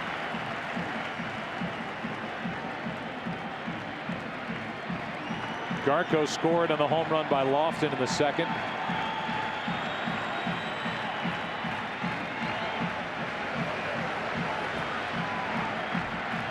Garko with a .500 average with 2 out this postseason, including his 1 home run. That's up and in. 2-0.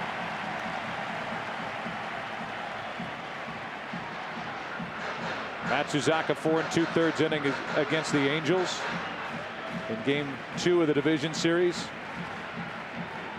4 2/3 here tonight.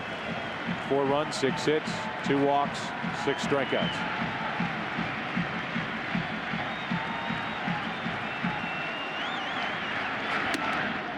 Strike 1. But you hate to have a check swing, 2-0 or 3-1. You can understand a swing like this, 0-2 or 1-2, with 2 strikes on you. And Garko goes too far.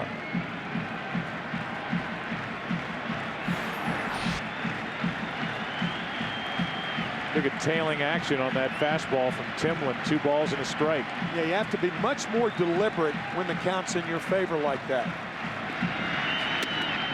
On the outside corner, 2-2.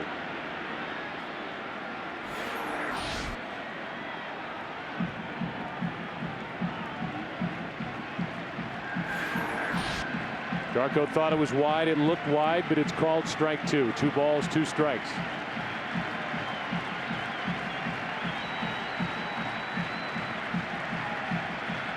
Timlin trying to end this rally right here.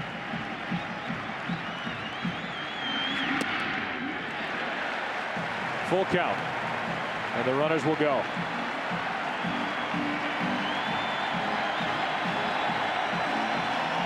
Three, 2 and 2 out. A big play with a slow runner on at second base. Gives Travis Hafner an extra 3 or 4 feet in case Garko singles. Runners go. Garko rips it foul.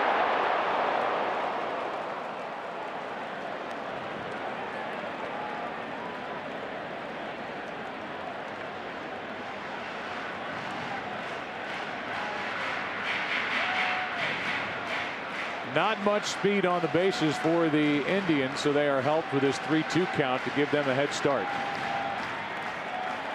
Hafner from second and Victor Martinez from first.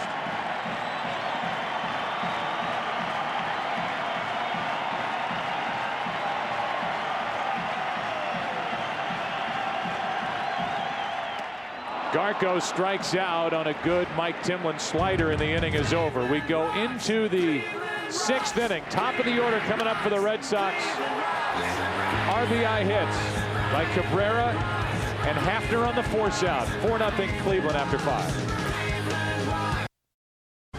Aerial coverage provided to you by Goodyear. Get home in comfort with Goodyear Silent Armor technology. First up is Dustin Pedroia. Back to work is Jake Westbrook, top of the order for the Red Sox, who have not done much against this Cleveland right-hander. Did load the bases with nobody out in the second, didn't do anything with it. Got a leadoff double from Ortiz in the fourth. He was hit by a batted ball, so was called out to put out to the shortstop, in case you're wondering on that play, scoring wise, and Westbrook otherwise has been in total control and much better than his Game 3 start at Yankee Stadium against New York. Strike 2 on Pedroia.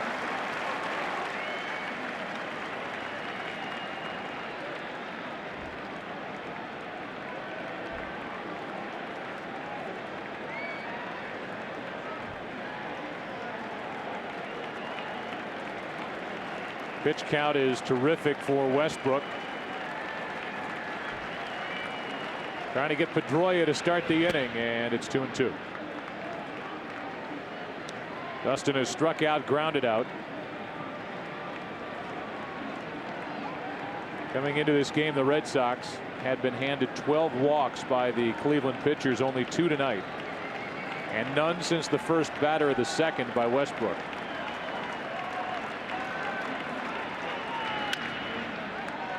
To his right, Peralta. Going away.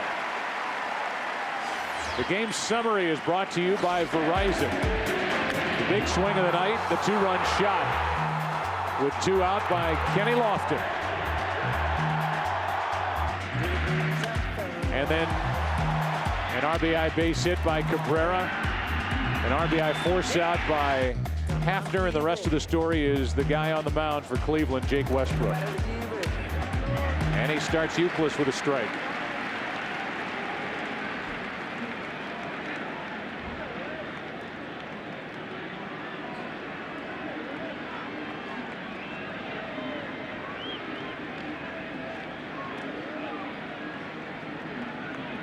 Euclid has walked, flied out. Ortiz on deck. And a base hit ripped up the middle by Kevin Euclid, on base for the second time tonight. Bill, way back in the first inning, we gave you a scouting report on Jake Westbrook and said that the Red Sox would have to lay off the sinker. Well, they haven't.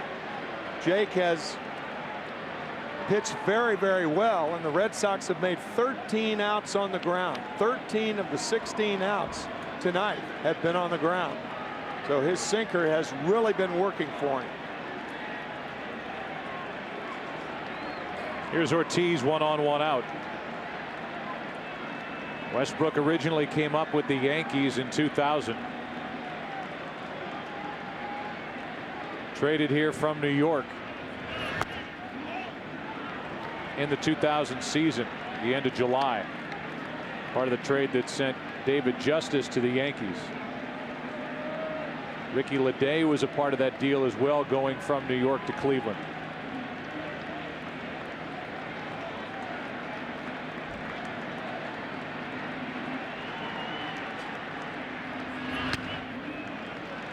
Recently re-upped for a long-term deal, and Ken Rosenthal.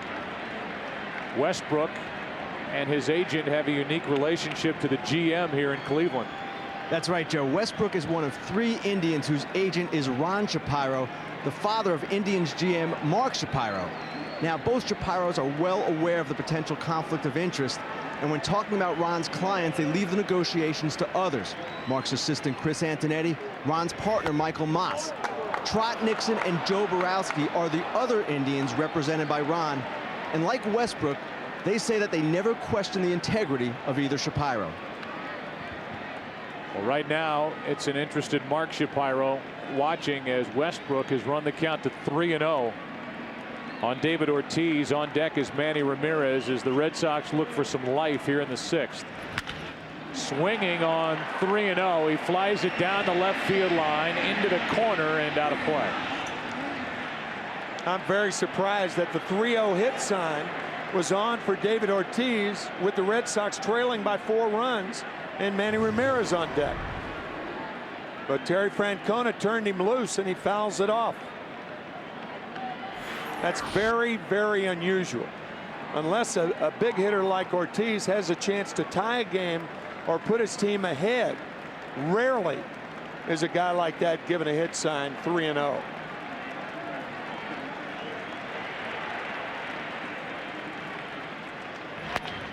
That's outside to put 2 on for Ramirez. First walk since the second inning by Westbrook. Third of the night. And it's 2 on, 1 out, and Westbrook able to smile a little with Victor Martinez during their visit. Ramirez up, Lowell on deck, and the Red Sox trying to get on the scoreboard.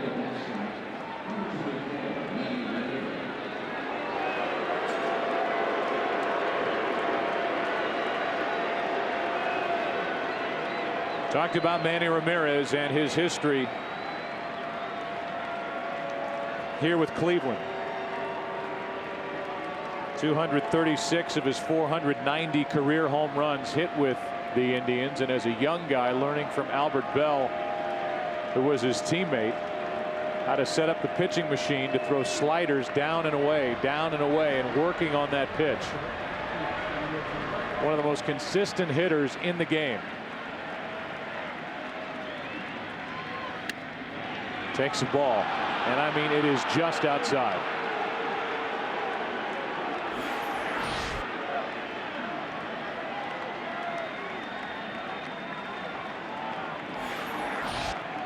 Westbrook does not get the call.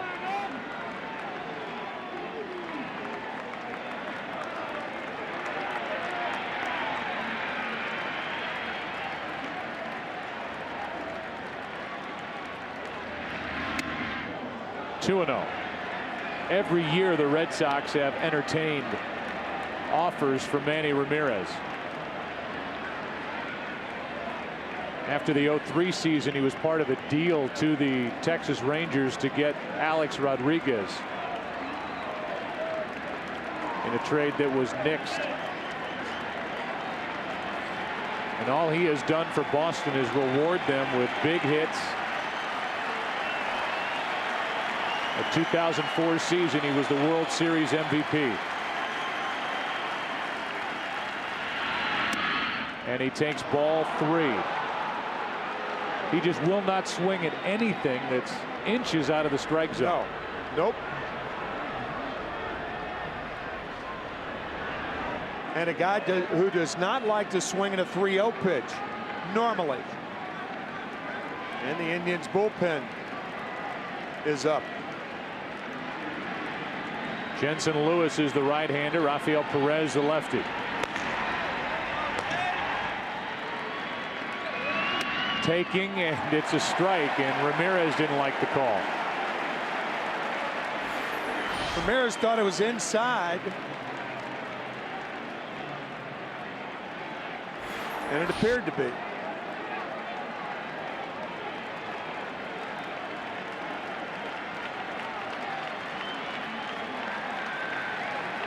Three balls and a strike. 2 on, 1 out. 4-0 Cleveland.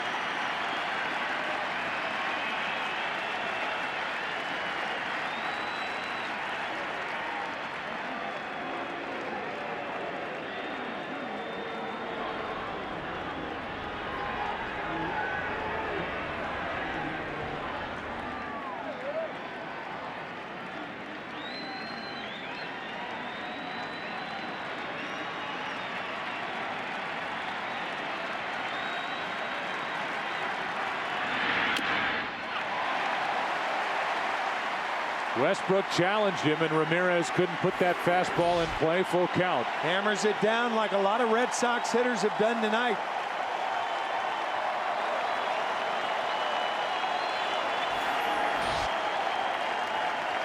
That sinker of Westbrook has been his ally this evening.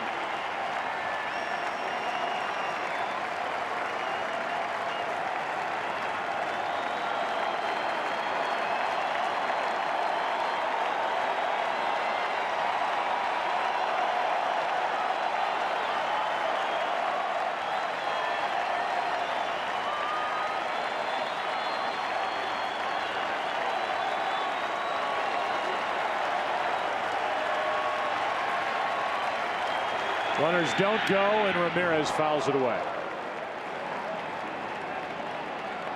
Got a home run hitter on deck, a big RBI man, and no surprise with the runners of Euclid at second and especially David Ortiz at first that they're not running with 1 out and a 3-2 count.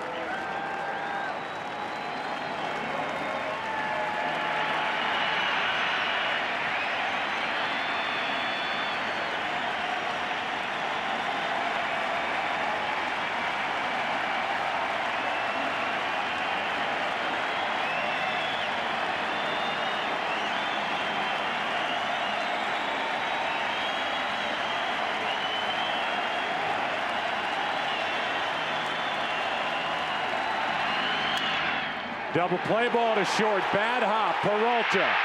Cabrera. Inning over.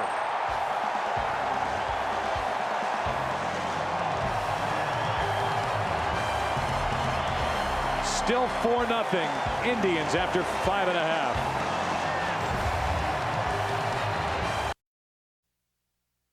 I gotta testify. Come up in the spot looking extra fly. For the day I die, I'ma touch the sky. What a game here tonight at Jacobs Field, and what an effort by Jake Westbrook, the right-hander. 30-year-old right-hander for the Cleveland Indians. First up is Johnny Peralta, who's been involved in 2 of the 3 double plays that the Indians have turned behind Westbrook to help him out of jams.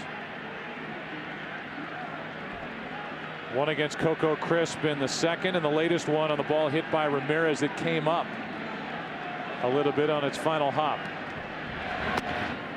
A wide strike to Peralta in what was a tighter strike zone early. There have been some more pitches given on the edges, and Manny Ramirez watched a 3-0 pitch that sailed inside, called strike 1, and that made all the difference in the top of this 6th inning. That is a valid point, Joe. That 3-0 pitch was inside. It was called a strike, and that led to the 3-2 pitch and the double play ball. That pitch was inside. 2 balls and a strike. Peralta reaching for it, hits it to Lowell.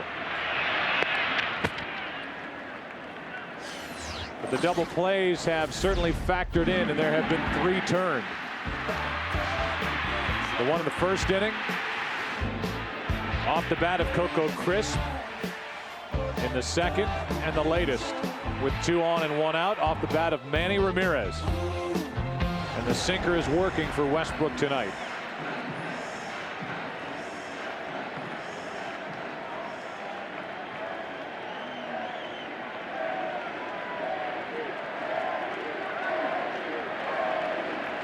Kenny Lofton started the scoring with a 2-out, 2-run home run in the second.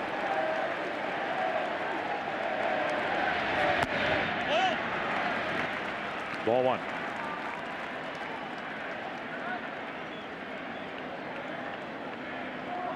Tomorrow night, the scheduled starters are Paul Byrd for Cleveland and Tim Wakefield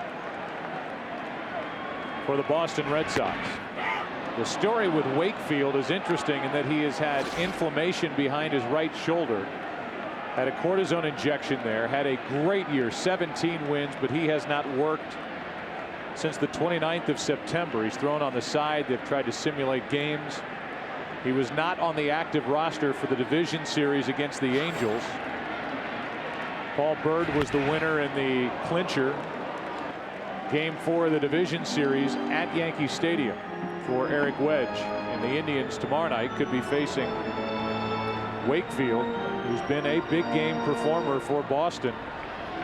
But you wonder how healthy his upper back is when he gets the ball tomorrow night. Don't know how it's going to pan out, but it could rain tomorrow. That is in the forecast.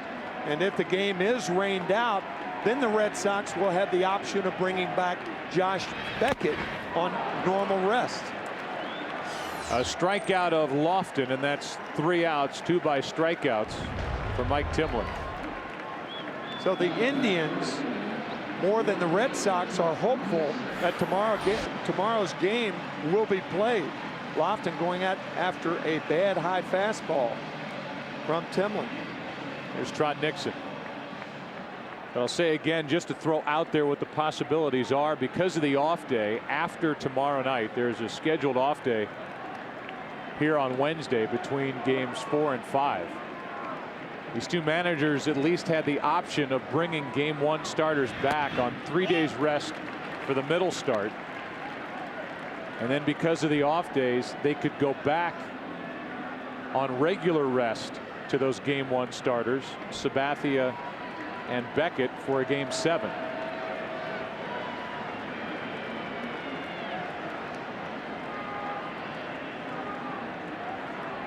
The question that Terry Francona has to answer in the Red Sox as an organization is, if they lose tonight and they're down 2-1, the word is, and he has been steadfast on it, that Tim Wakefield will start tomorrow night, but he could have the option of having Josh Beckett pitch 2 more games in this series if it were to go 7 games, by giving him the ball on 3 days rest. We talked about it in game 1 and in game 2. And 25-30 years ago, there would have been no question about it. Beckett would be the pitcher tomorrow night. But not nowadays. There's the schedule. Game 4 Tuesday. Game 5 is Thursday. There's a strike, 3-1 to Trot Nixon.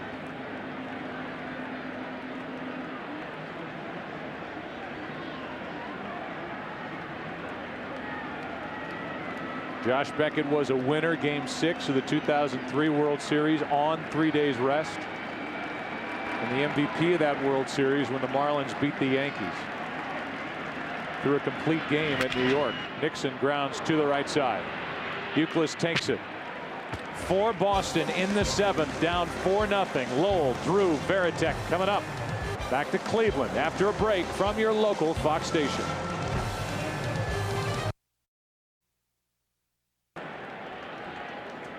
The story of this night is Jake Westbrook. And Tim, you started the night talking about seeing if any of these starters are going to step up other than Beckett, and Westbrook has answered that call here tonight. Has he ever emerged? 15 ground ball outs of the 18 recorded thus far, and Mike Lowell starts out the top of the 7th inning by hammering 1 foul on the ground. His sinker has been remarkable tonight. He had a shot of Franklin Gutierrez, who takes over in right field to add to the defense. Trot Nixon is finished for the night, and Lowell pops it up. Cabrera hauls it in, 1 out.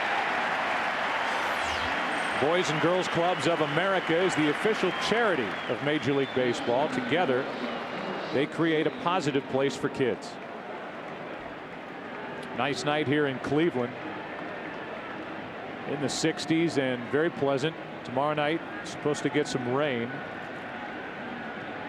Here's J.D. Drew. He grounds a base hit up the middle. Drew is on for the 2nd time tonight, his first hit. And with 1 on 1 out, Veritek will be the batter, and Jason's been frustrated tonight.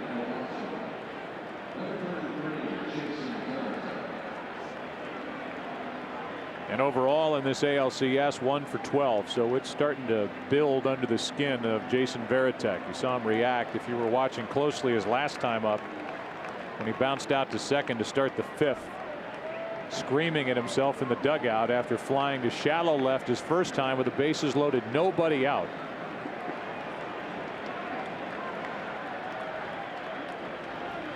Javier Lopez, the side-arming left-hander, getting loose now as Westbrook. This is inside, ball 1.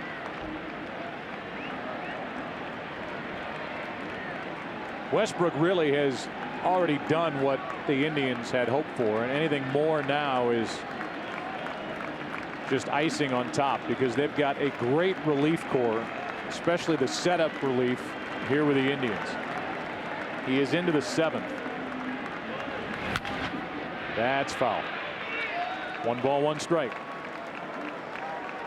And 25 or 30 years ago, Tim, That wouldn't be said either, but no, it's a different world. Yes, it is. Different baseball world in which we live.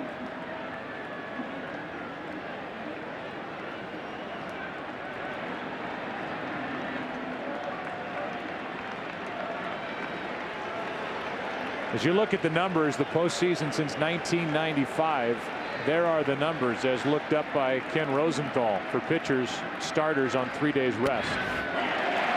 It's certainly part of the discussion looking ahead, and Beckett, who lifted weights tonight prior to the game, is, from everything we have heard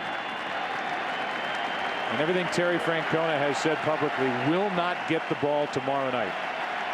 It will be Tim Wakefield. That was coming into this game.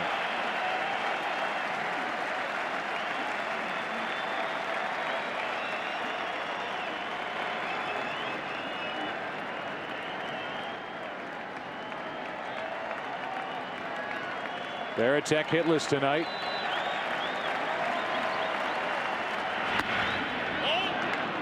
Two and two. Ken, I know you looked up those numbers and have more thoughts about starters on 3 days rest. Joe, with the Red Sox, one consideration, and a very important one right now, is that they want to keep Schilling and Matsuzaka on extra rest in this series. By keeping Josh in Game 5, they will be able to do that in 6 and 7. The other consideration is Beckett himself. His last 5 starts have come on 5 days or more of rest. This would be his 6th, and they want it that way. Here's a fly ball to dead center off the bat of Varitek. It is gone. Home run, Jason Varitek. His frustration is over, and the lead has been cut in half.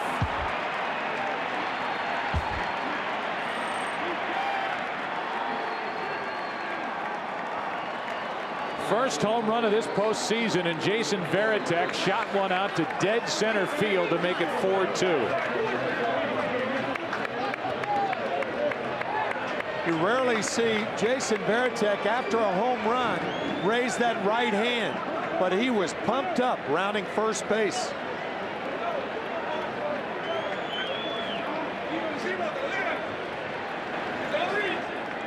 Now it's Coco Crisp digging in 0 for 2. Numbers aside and history aside, as you look at the pitch from Westbrook.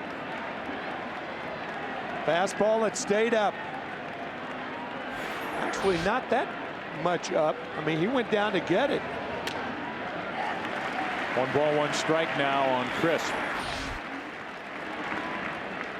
I mean, that was not, it was the middle of the plate, but it was not a pitch that was biting down. You could almost see Westbrook after the ball was hit. He appeared to know it was gone. I think the other side of the argument that Ken brings up, and we can bring Ken back in, is this. If the Red Sox fall tonight and are down 2-1, taking Schilling and Matsuzaka and what they hope to accomplish with those two aside, if I'm the Red Sox, I want Beckett getting the ball 2 more times in this series instead of 1 if I trail after 3 games. But to this point, that doesn't seem to be the way Terry Francona or the Red Sox are going to go. There's a strike. Crisp thought he had walked, and it's a full count. Yeah, Joe, that extra rest that Ken was talking about for Schilling and Matsuzaka, maybe this winter. There's another borderline pitch at best, and Westbrook got the call. Full count.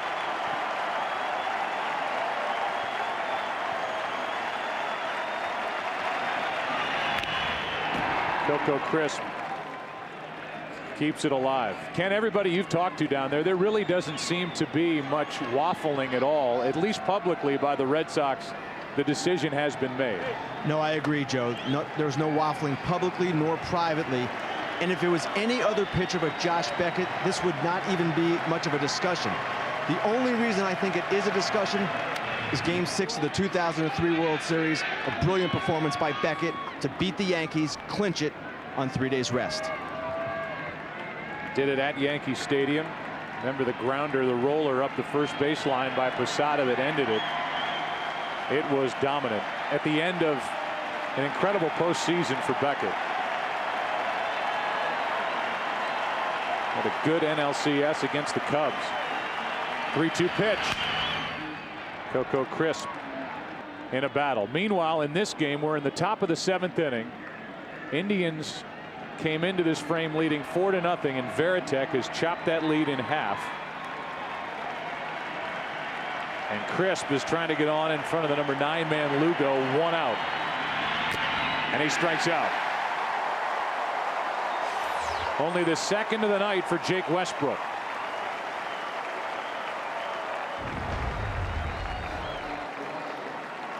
Fastball appeared to be outside, and Coco Crisp fouling it into the glove of Victor Martinez. Sprint brings you the top pitch velocity for the starters. Matsuzaka hit 94 more than a few times, and Westbrook's been up to 93. But it's 93 at times with action on it. Good downward movement. And that's why he's been successful tonight. Strike 1 on Lugo. Lugo 0 for 2.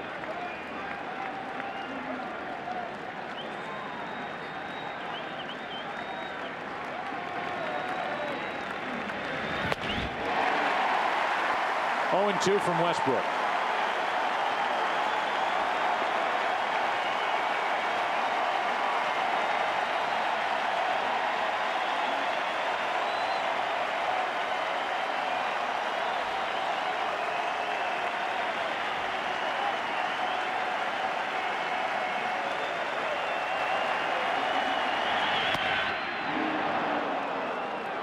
Ball 1.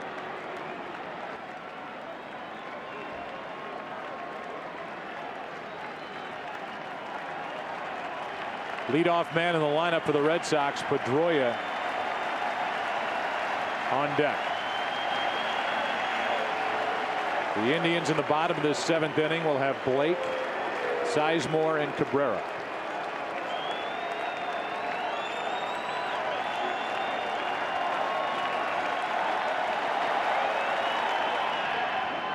Two and 2.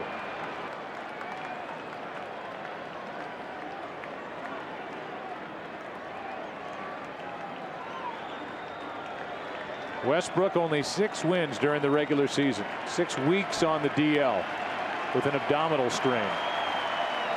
A great month of August. An outstanding start here tonight.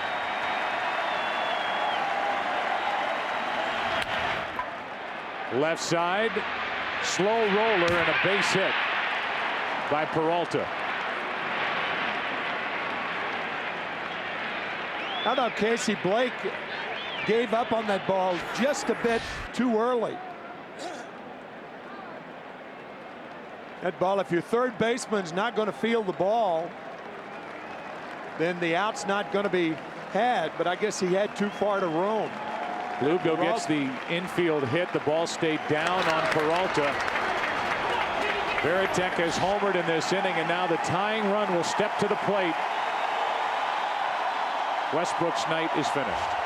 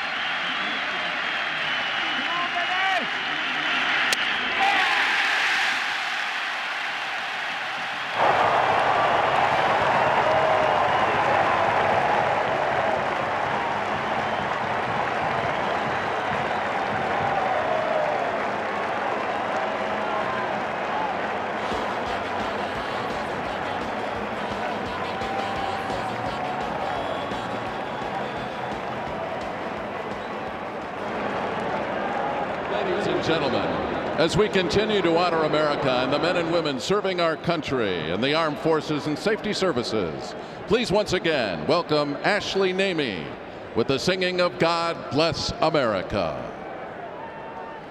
God bless America, land that I love. Stand beside her and guide her through the night with the light from above, from the mountains to the prairies, to the oceans, wide with foam. God bless America, my home, sweet home. God bless America, my home, sweet home.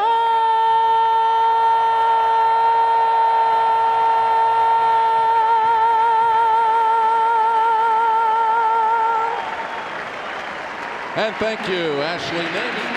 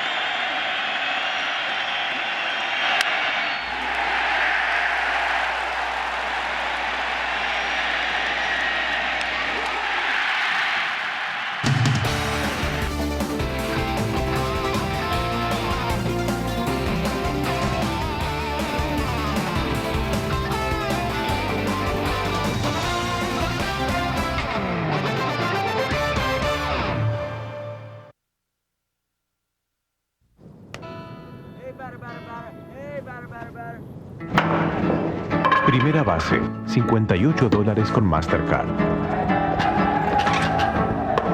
Segunda base, 630 pesos. Tercera base, 300,000 yen. Home no tiene precio.